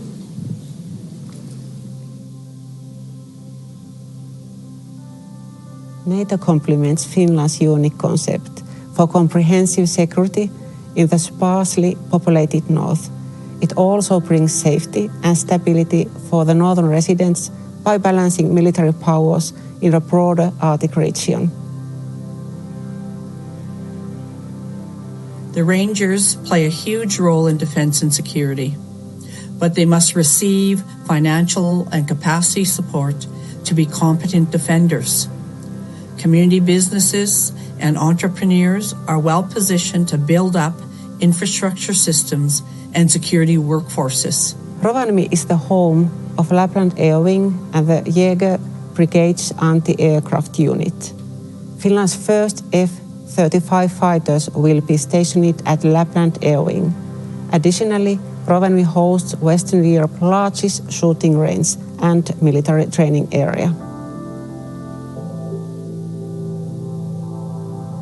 We still have so much to learn about the Arctic. The moon is better mapped than the Arctic Ocean floor. NATO has had a very good record of supporting science over its history. Arctic research is something that is still very, very important for the security of all of our nations. The uncertainty of climate change in the Arctic needs a holistic, indigenous, and Western science approach and understanding of the land and climate devastation. As climate change progresses, natural resources and maritime routes in the Arctic region become more easily accessible, increasing tension in the area. We have to realize that the Bering Strait is really the Bering Gate. Global impacts on the Arctic need global solutions and speedy collaborative efforts to defend and secure Arctic homelands and protect the human rights of Indigenous peoples and Northerners that make the Arctic their home. Thank you for joining us for this video. For our virtual participants, you can now tune in for conversation with youth voices from Ukraine and a conversation with General Philippe Lavin, Supreme Allied Commander Transformation. And for guests here, please feel free to join us for a coffee break, get caffeinated, get some conversation going, and meet us here in 30 minutes. Thanks.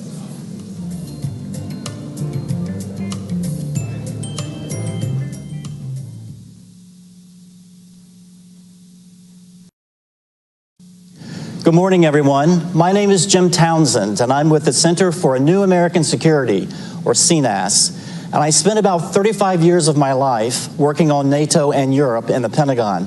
So it is a great pleasure for me personally to be here for the 75th anniversary of NATO, and a real personal feeling for me to be here with my good friend and the Supreme Allied Commander of Transformation, General Philippe Levine. It's great to see you. Thank you so much for being here with us. Thank you very much to be here, and it's so important to have this 75th anniversary in Washington, where the treaty was signed.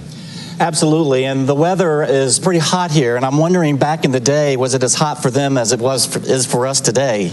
Oh, I don't know, but it's the same weather I've got in Norfolk, Virginia, where I'm living. So it's and I've got no jet lag. So I'm the local man of this summit. Well, that's a great position to be in. Yeah. And just based on what you said about being in Norfolk, you've been there for 3 years as the SAC-T, as the Supreme Allied Commander Transformation. And a lot of you probably know SAC-T, or ACT, Allied Command Transformation in Norfolk, is in charge of keeping the alliance looking forward and keeping the alliance in a state of transformation to make sure we don't get mired in the past, and that we're always alert for the threat coming in the future and how to handle it. So, General, my first question for you is, you've been there 3 years. What's your takeaway from that posting there in Norfolk? Besides eating fried food and Southern cuisine, what's your takeaway from your time as ACT? Yeah, thank you very much for this question, very important question. But back to what is ACT, what we are doing is, you know we love acronyms in NATO, it's Allied Command Transformation, but I pitch ACT with the A for anticipation. What is the new reality? What are the drivers of change for tomorrow? And of course, then we have to propose to the nations and to NATO how to keep the edge. Because the aim of transformation, the aim of all this is to keep the edge in order to protect our 1 billion people, in order to preserve peace and stability. So anticipation, and then concept to capabilities. We can talk about cognitive warfare, multi-domain operation, digital transformation, to capabilities, because at the end we need capabilities for our warfighters. And of course, 95% of the capabilities are developed by the nations. So it's why I'm sort of chef d'orchestre, manager of the team, in order to say to each nation, hey, you have to produce this effect. And so then they have to deliver the capabilities. I'm building 5% of the capabilities, which is the glue of it. And the T of ACT is super important, and is the most important, is the talents. Because we need skills, we need the right skill, we need the right people, we need the people to be trained in and exercised to be able to keep the edge. So 3 years, wow, it has gone so fast. But 3 years, my perception is, when I jump into this job, NATO was strong to have this team, strong to have this type of processes, exercising. But today, NATO is stronger, and tomorrow NATO will be even stronger than today. Why? Because we have refocused. We have refocused on collective defense, which means more able to deter, be stronger in our defense. Of course, we can talk about, and I'm sure that Chris Cavalier has talked already about, operational plan, C2, command and control, and forces. But we are also, we've got plans to tackle the future of the challenge of the future. So we will be stronger, and we are stronger with 2 new allies. When I arrived in these 3 years, I've made 3 military integration: North Macedonia, Finland, and then Sweden. It's fabulous. It's fabulous. It's fabulous. And we are stronger because our nations, our political authorities are committed on defense and deterrence. They are, and it was said, committed with more defense spending, 23 nations above 2%. So that's what I'm taking from these 3 years. But the big thing is, it's good to have 75th anniversary, but we need to protect our future. We need to continue to keep the edge. And the new reality is, what I say, it's more faster everywhere, interconnected. So how to deter in this new world? How to keep the edge? We need to produce more, not only capabilities, but more training, more interoperability, And the way we are going to do that is through a multi-domain operation alliance enabled by this necessary digital transformation. Well, that's a lot. I think I have 1,000 questions, and I'm sure you all do out there in the audience as well. But let me ask you something about industry, because I know that's a very important part of what you do. It's something that a lot of people think about when they think about NATO, but it's become really important now for the U.S. defense industry and those industries in Europe as well to work together to try to help you deliver on the future, develop those capabilities. So as you leave now at the end of your 3 years, do you see the relationships between NATO and industry and the transatlantic industrial relationship? Is that now more cooperative, helping out to try to help us face the future? Are you seeing progress? Yes, I've seen progress, but it's not only this community of interest. We are working with other community of interest, academia, young people, research lab. We've got a MOU with different labs either in Europe or in US, Johns Hopkins University, MIT, etc., etc. So I think it's all this world has to work more and more collaboratively in order to propose, to help us to get at the pace, but also at the scale what we need. Because as I say, we need more and faster. And so of course there are. If I'm taking the example of space. Space is, and especially the new space. We need the civilian, the private sector in order to help us to build either our situation, our space domain awareness. We need it for high connectivity, low latency for autonomous system. We need for the new command and control we are going to deliver. We need to work. But how to do that? It's by opening our military exercises, training, experimentation, brainstorming. We have to be all of us around the table. And yes, we have done some progress, but there are so much things to do again. So I'm very confident. There is a way, there is a will, so we will succeed. Well, let me ask you a question about the future. Based on what you just said, you've got a pretty good idea of what NATO still needs to do and the work ahead. As you look at turning over your command to your successor, what would you advise your command about your vision of the future and your vision of what NATO needs to be doing to handle the future? Where should the priorities be? What are the characteristics that your successor needs to take into consideration? So I think that we've got already a lot of things on the table, and we after this the political guidance we received in 2023 with my brother in arms, General Chris Cavoli, we put on the table what do we need. So it's on the table. And so nations know what we have to do. But the question is how to do it.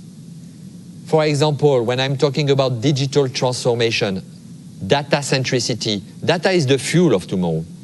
I will tell him, well, military, we have to continue to do a lot of things. Training, exercising, thinking about the future and translating in requirement. But we have also to work with our political authorities to share more the data in order to be stronger together, for example. I will say him, continue to work with the civilian society because, for example, resilience is, we've got a huge interdependency between military resilience and civilian resilience.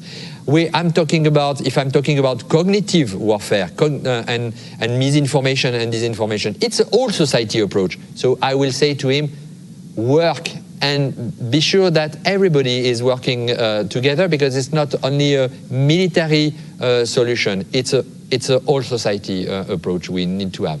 Well, General, we're running out of time, but I just want to say that what you just said makes me very much want to come back into government and work for you at ACT. but you're going to be moving on, and we're going to miss you very much. I know ACT will, and I know NATO headquarters will. And I look forward to hearing more from you in the future as you go on to your next assignment and take on the future from wherever you end up within the French military. Yeah, thank you so much. Well, thank you. Thank you. It was a great honor, but also, as you see in my face, a great pleasure.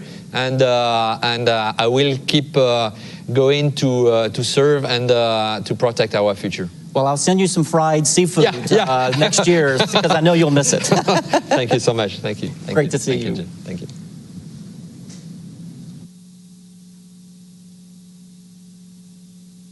Kept in brutal conditions for 2.5 years because they defended your family. Beaten every day, slept standing up, weighted 45 kilograms. That's the reality of my brother. As a prisoner, as a war prisoner. To be heartbroken 4 times because Russians said that your son dead. To lose all your property 4 times because a missile hit your house. But to stay and continue to fight. That's the reality of my family. Everyone has their own reality in the world right now, everywhere, but fighting and staying true to ourselves. That's only what we have right now. Every day, millions of Ukrainians perform a heroic feat by defending Ukraine with arms and hands. Despite air raids and blackouts, we continue to work, study, and help others. Volunteer and raise funds for those who are on the battlefield and those who have been injured in the shelling, to protect our freedom and independence. It's a heroic feat of being brave, strong, and unbreakable. Today, each of you can perform the same feat, to save the lives of those who are saving yours in this very second. But there's only one way to save the life, one simple thing, to close the sky. The time has come for a common feat, for the common dreams to come true. It is time to make a final decision and not back down on it, because together we can change the course of history and ensure a future of peace and justice. Everyone, thank you very much for tuning in. I'm very excited for the discussion that will follow. We are the TV studio at the NATO Public Forum. My name is Max. I'm from Ukraine. I make educational videos online. Why don't you guys introduce yourselves to our audience? Yeah, sure. My name is Mariam Goblashvili. I'm a vice president of Youth Atlantic Treaty Association. Hi, my name is Josie Bloom.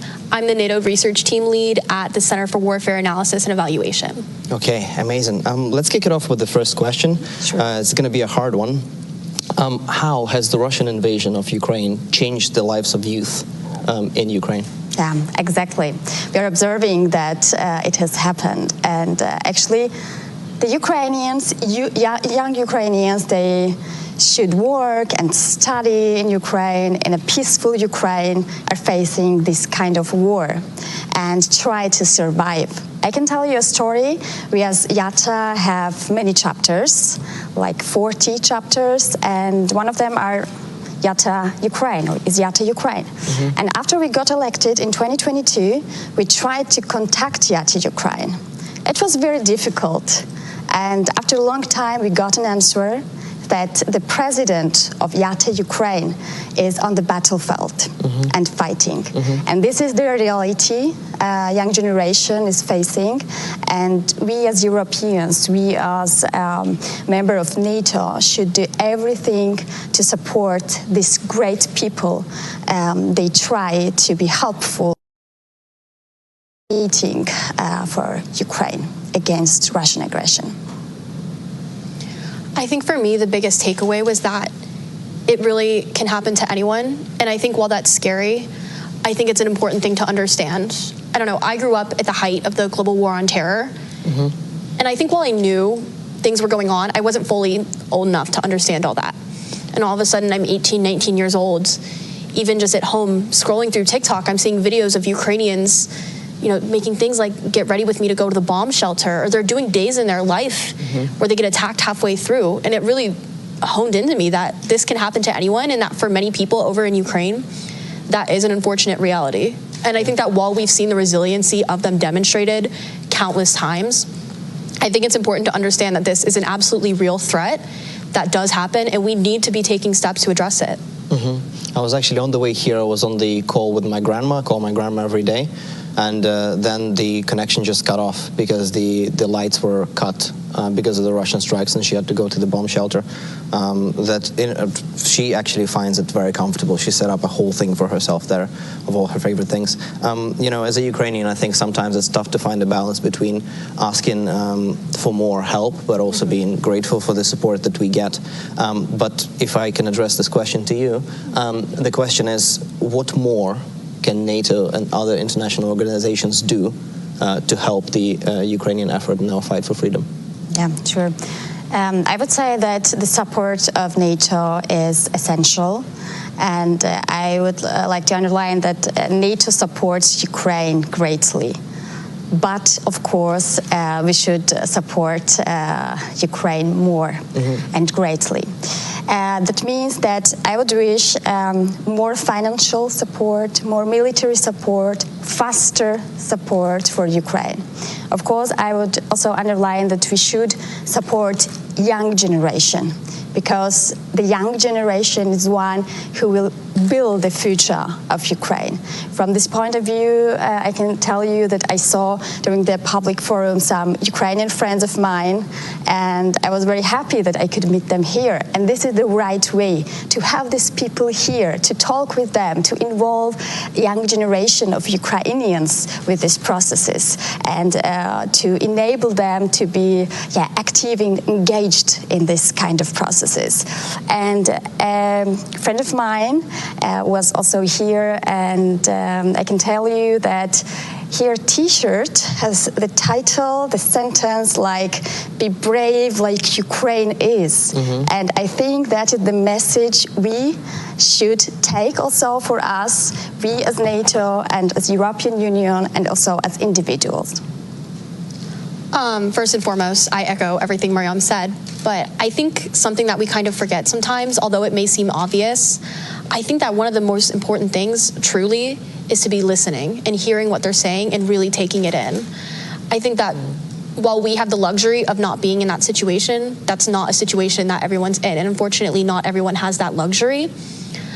I just think that it's important that they know, the people of Ukraine know what's going to help. And while it's important that we're giving them things, we've heard talks of F-16s being sent and munitions and logistics support. That's all important, but at the end of the day, I think it's more not we can help you with this and how can we help you. Interesting. I mean, yeah, I think this kind of, because I remember, just if I think about my own experience in my own hometown, at the very, very early in the beginning of the full-scale invasion, how our air defense system was not able to deal with the Russian strikes. Now, of course, it's much better thanks to the support of international community, everybody watching the work that you guys are doing. But of course, we do need more, and thank you very much for saying this. I'd like to move to maybe a slightly positive, optimistic conversation. I think Ukrainians as a nation, I think we are optimistic at our core. I think we always think about the future, think that the future will be bright, which I believe it will be. From your perspectives, given your fields and your expertise, what does the don't even want to say post-war, post-victory future look like for Ukraine? Yeah, that was actually very nice that you said post-war, post-victory. This is essential. So we should often mention this kind of words, not what will happen after the war, no, what will happen when Ukraine will win. And this is essential. There must be no another scenario than victory of Ukraine. And this is essential for us, for young generation, for Europe, for freedom, liberty, and democracy of Europe and transatlantic, etc. Because Ukrainians are not fighting not only for their own country, but for all of us. So after Ukraine wins this war, I see the bright future of Ukraine. I think that after this terrible war, Ukraine can gain the strength, and afterwards we will see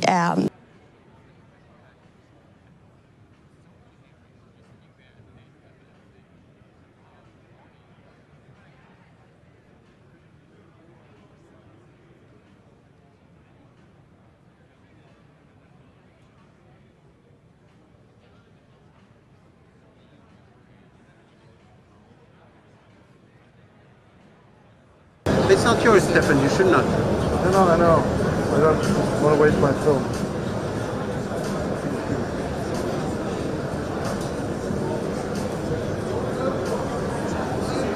Firstpost and Metzger. With another one, I don't remember the name on the left side.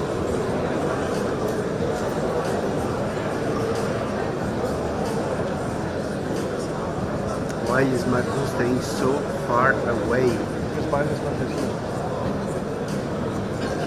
Guck mal hier, Baerbock mit Erdogan. Hier direkt vor dir. Aber du hast sie noch von hinten mit Erdogan. Und mit Vogel. Alles klar, ja.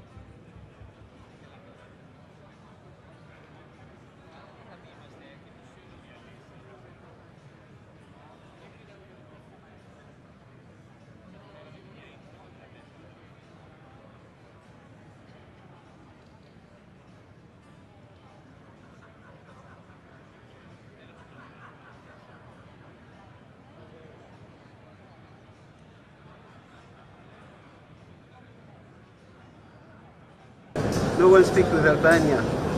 It's very sad.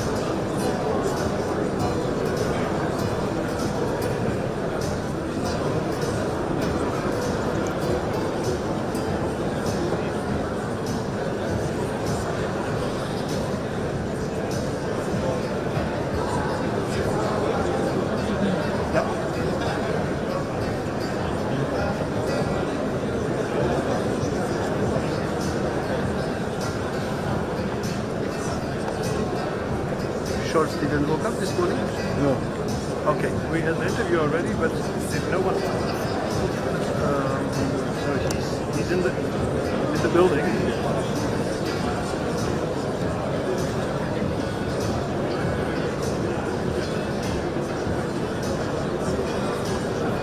Hast du Pistorius gerade gesehen? Er ist da in dieser guten Gruppe vor Orban.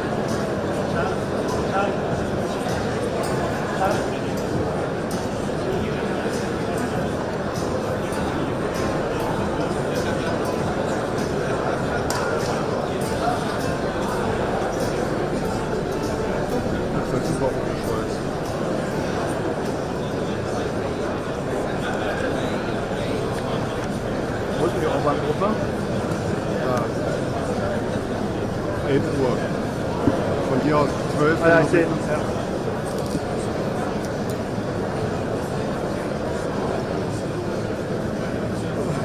Scholz macht wieder alles richtig, ne?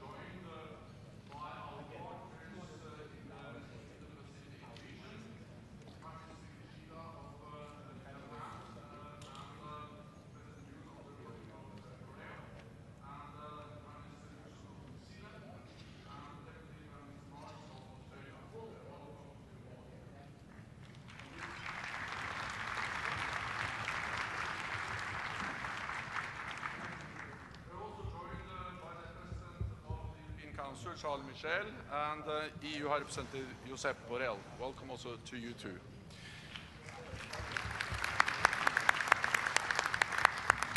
It is great to have you at our summit once again, a demonstration of our strong and deepening cooperation. In this session, we will address our shared security challenges, including Russia's war against Ukraine, China's support for Russia's war economy, and the growing alignment of authoritarian powers.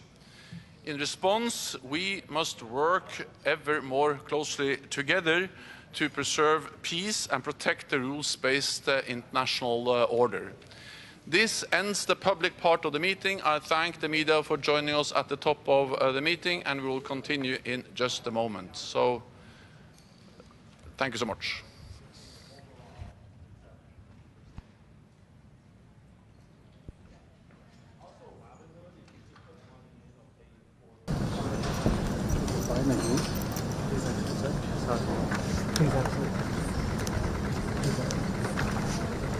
Everybody needs to exit now, please.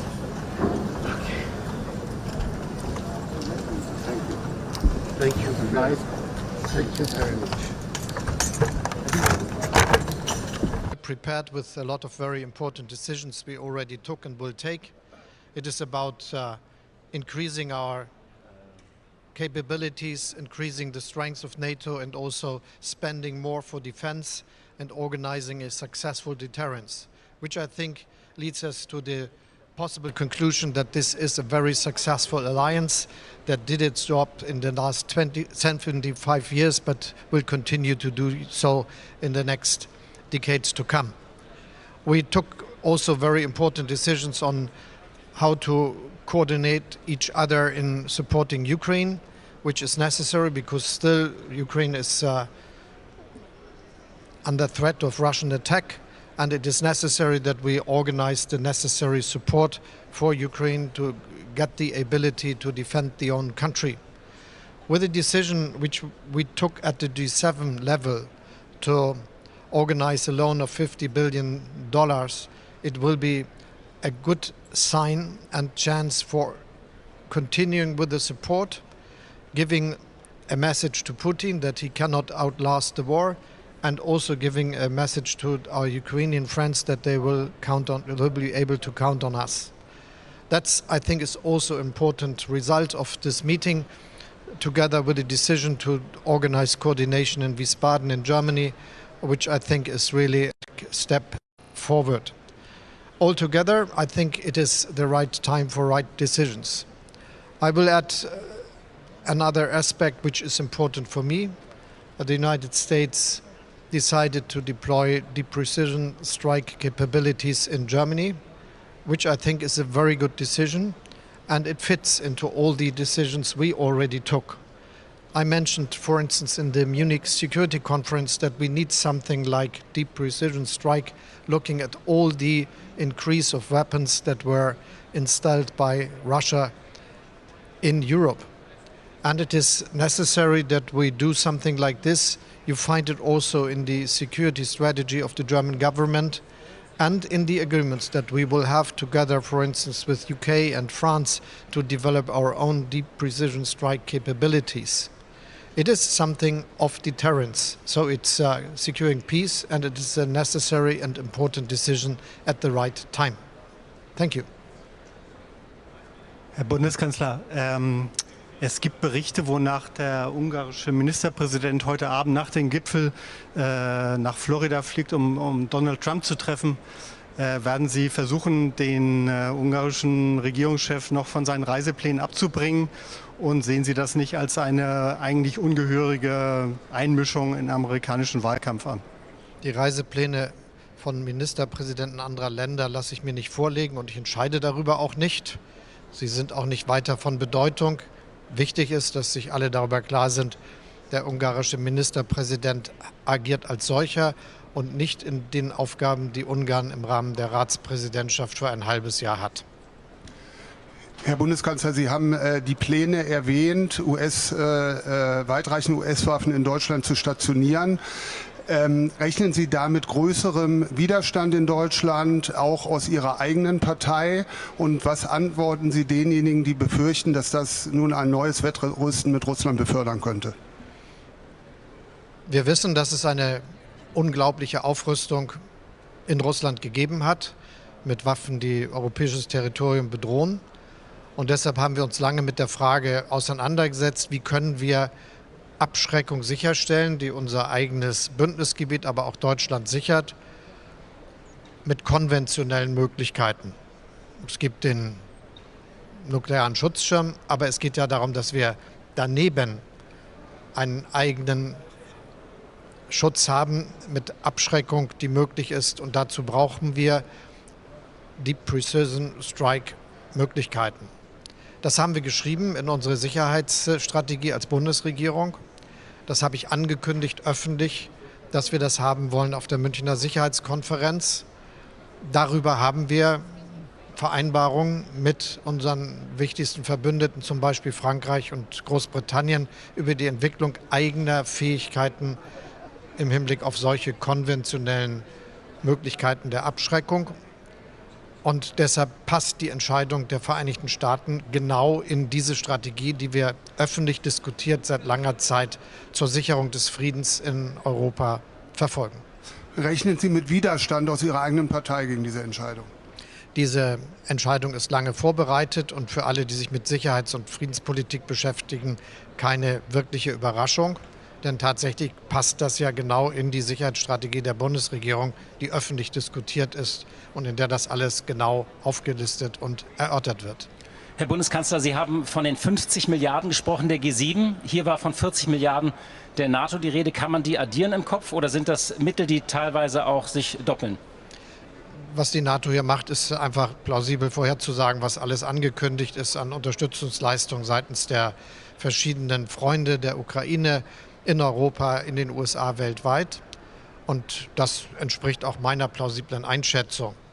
Und wir haben eben unabhängig davon vorbereitet, dass die Finanzierung von weiteren Entscheidungen möglich bleibt und dass das auch für die Zukunft eine klare Aussage mit sich bringt. Und deshalb sind die 50 Milliarden $, die bei G7 entschieden wurde und wo jetzt die technische Umsetzung eines solchen Kredits erfolgt, das, was für die Zukunft die Ukraine in die Lage versetzt, sich dort, wo sie die entsprechenden Angebote erhält, auch die notwendigen Waffen, manchmal aber auch einfach Infrastruktur zur Sicherung der Energiesicherheit zu beschaffen.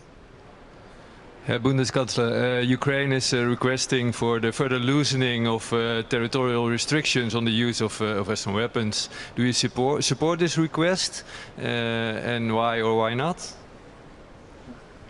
We already are supporting Ukraine. As you know, Germany is the second biggest supporter of Ukraine, also when it comes to weapons.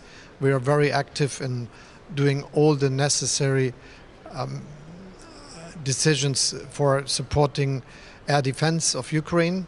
And one of the big aspects was that we delivered 3 Patriot systems and asked others to join us in this activity. If you follow the announcements we have here, there is an increase in support with this or similar defense activities for air defense. We will continue our support also when it comes to artillery and howitzers and tanks and all these stuff which we are doing for supporting Ukraine. And we took decisions how these weapons can be used, and there is no change necessary. Mr. Scholz, the political situation in France seems to be in a deadlock. Are you worried about the effect of this regarding the voice of France in the international scene?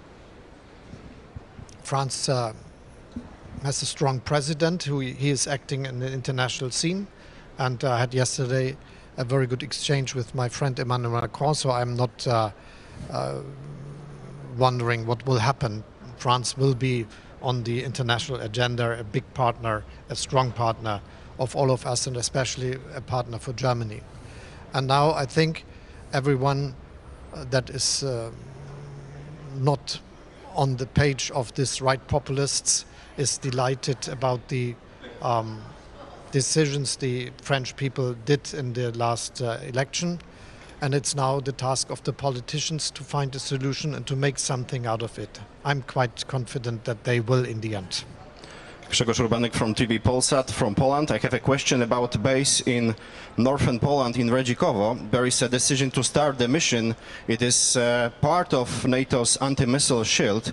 How it is important, why it is important for transatlantic security, why it is important for the security of your country and my country? I think we have to increase our capabilities in anti-missile activities. This is also part of the European Sky Shield initiative, which we launched, where so many are participating, and this will be then the next big step. So I think we have to work now in this very time to improve what we have as capabilities, but we have to continue doing so and to do the necessary investments that had been forgotten in the last 10, 20 years. And we have to make our countries safe with a better air defense. The European Sky Shield initiative is now joined by more than 20 European nations, and I think it will be a successful way of a common procurement that fits to NATO strategy and fits also to the national strategies, and altogether it will be very strong. Thank you.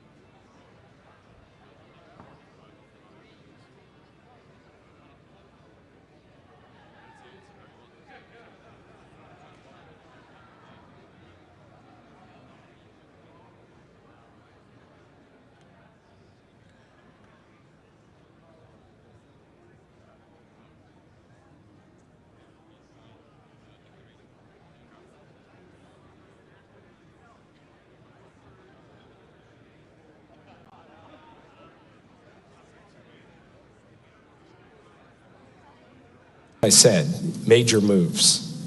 And we're also steeled for the struggle ahead.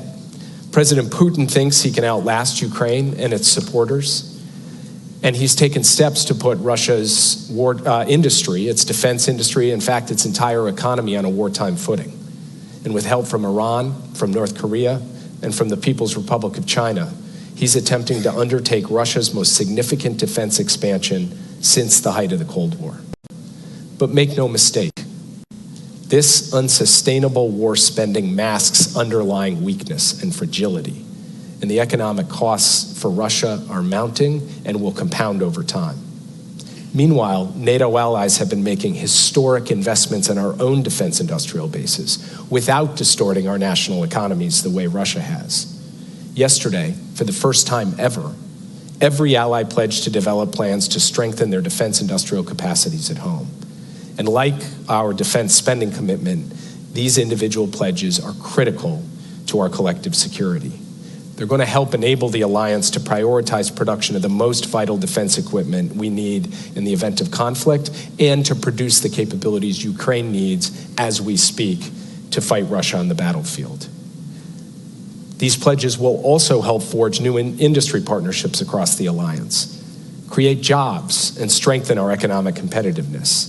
And they will spur greater investment in NATO's most significant advantage, our technology and innovation. As the folks in this room know very well, Russia's brutal war of conquest in Ukraine is evolving rapidly. The very shape of warfare is transforming before our eyes because of innovations, often deadly innovations, in technology and techniques and tactics.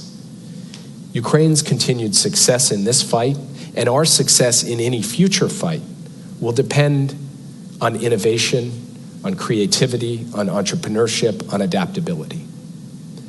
Ukraine and the Ukrainian people have that in spades, and they've demonstrated that since the war began. But Ukraine will also have help from the collective innovation and entrepreneurship of its Western partners, and no one should bet against our collective advantage in this area. Already, we're working with Ukraine to solve some of the key technological challenges of an evolving battlefield: electronic warfare, drones, demining, and more where that came from as the weeks and months unfold. Now, taken all together, the steps that I've laid out have put Ukraine in a stronger position on the battlefield. But the military side of this equation is only one part of the progress that we have seen over the course of 2024. Ukraine, with the support of the United States and other allies and partners, has made really remarkable diplomatic progress as well. Just look at the last month alone. At the G7 summit in Italy, the United States and our partners reached a historic decision to make Russia pay for the damage they've caused by unlocking $50 billion from the Russian sovereign assets that we froze together. In Switzerland, just a couple of days after that G7 summit, Vice President Harris and I had the honor to attend Ukraine's peace conference to support President Zelensky's vision for a just and lasting peace in line with the UN Charter. That peace summit, attended by more than 100 countries and international organizations, was a remarkable sign of Ukraine's diplomatic strength and staying power, both because of the broad range of countries represented and because those countries spoke with a single voice to say that any peace must be based on the principles of sovereignty, territorial integrity, and the basic maxim that we cannot allow one nation to take another nation's territory by force. In this same time frame, around the G7 summit, President Biden and President Zelensky signed a bilateral security agreement, reflecting a long-term commitment from the United States of America to provide Ukraine the means to ensure its future security. It was genuinely historic. And in a few hours, we're going to make history again. President Biden will convene more than 20 world leaders who've also signed their own bilateral security agreements with Ukraine to launch the Ukraine Compact. This compact knits all of these countries together, and it makes clear that we will continue to support Ukraine in this fight, and we will also help build its force so it can credibly deter and defend against future aggression as well. And after this war is over, all of the countries in the compact will continue to have Ukraine's back, just like we have it now. Over the last couple of days, NATO has come together to announce new measures of long-term support for Ukraine. And the session this afternoon of the NATO-Ukraine Council will put these on full display. This includes a new NATO military command in Germany, led by a 3-star general, who will launch a training, equipping, and force development program for Ukrainian troops. Secretary General Stoltenberg will appoint a new NATO senior representative in Kyiv to deepen Ukraine's institutional relationship with the alliance and engage with senior Ukrainian officials. The alliance reaffirmed in its communique yesterday that Ukraine's future is in NATO. This summit, the Washington summit, is about building a bridge to NATO for Ukraine as they continue to implement important reforms. And the steps I've just laid out are the building blocks of that bridge. Together they make clear Putin cannot divide us, he cannot outlast us, he cannot weaken us, and Ukraine, not Russia, will prevail in this war. The landscape of this conflict today is far different than it was in April, when Ukraine was running out of supplies and equipment and Russia was on the move. Today, on the battlefield, Russia is grinding away but not breaking through. And Ukraine is exacting massive costs and attriting Russian strategic capabilities. Diplomatically, Ukraine has concluded a successful peace summit and signed new bilateral security agreements with more than 20 countries, as I mentioned before. And at this summit, Ukraine has secured a historic set of deliverables: air defense, F-16s, additional security assistance, a compact of nations committed to supporting Ukraine for the long term, and the concrete elements of a bridge to NATO. Doesn't mean the days ahead, the weeks ahead, the months ahead are not going to be difficult. They will be difficult, and no one knows that better than the people fighting on the front lines. None of the progress that we've seen so far was inevitable. None of it happened by accident. It took the Ukrainians stepping up first and foremost. It also took NATO allies coming together to choose again and again to stand with them, to defend the values that have always united us as democracies: freedom, security, sovereignty, territorial integrity. This is what our predecessors did for 75 years. And this is what we all must do in the years ahead, even when it's tough, in fact, especially when it's tough. So yes, the road ahead will be challenging. President Putin is determined to keep trying to take over Ukraine, and countries like Iran, North Korea, and China are cheerleading him. We're clear-eyed about all of that, but we are also clear-eyed about Ukraine's strengths and resilience and courage and commitment and effectiveness and capabilities. And we're clear-eyed about our own too. And we have confidence in Ukraine and confidence in ourselves, and with that, and with the actual work, the spade work that has gone into the results produced at the summit these last 2 days, we are demonstrating our commitment to stand with Ukraine in their current fight and into the future. And what I would ask in closing is that as we look at the picture before us, and as we think about what we need to do to succeed and to help Ukraine succeed, that we recognize this war has been unpredictable from the start. People thought Kyiv would fall in less than a week. Kyiv still stands today. People thought earlier this year we'd be looking at a much different picture than we're looking at today. The future, the history of Europe, of Ukraine, of the world order is not yet written. As Fred said in his opening comments, nothing is inevitable. It comes down to the choices that we make and the choices that we make together. I believe we've taken some bold steps in the last few days and weeks. We will take more bold steps in the days and weeks to come. President Biden will have the chance to sit down with President Zelensky in a couple of hours to review all of this, and not to rest on our laurels by any stretch, but to say, now that we've come this far, what more do we have to do to get the job done? And we will together get the job done. So thank you for giving me the opportunity to be here today. And thank you for everything you do every day in service of our common vision for the transatlantic community and a better world for all. Thank you very much.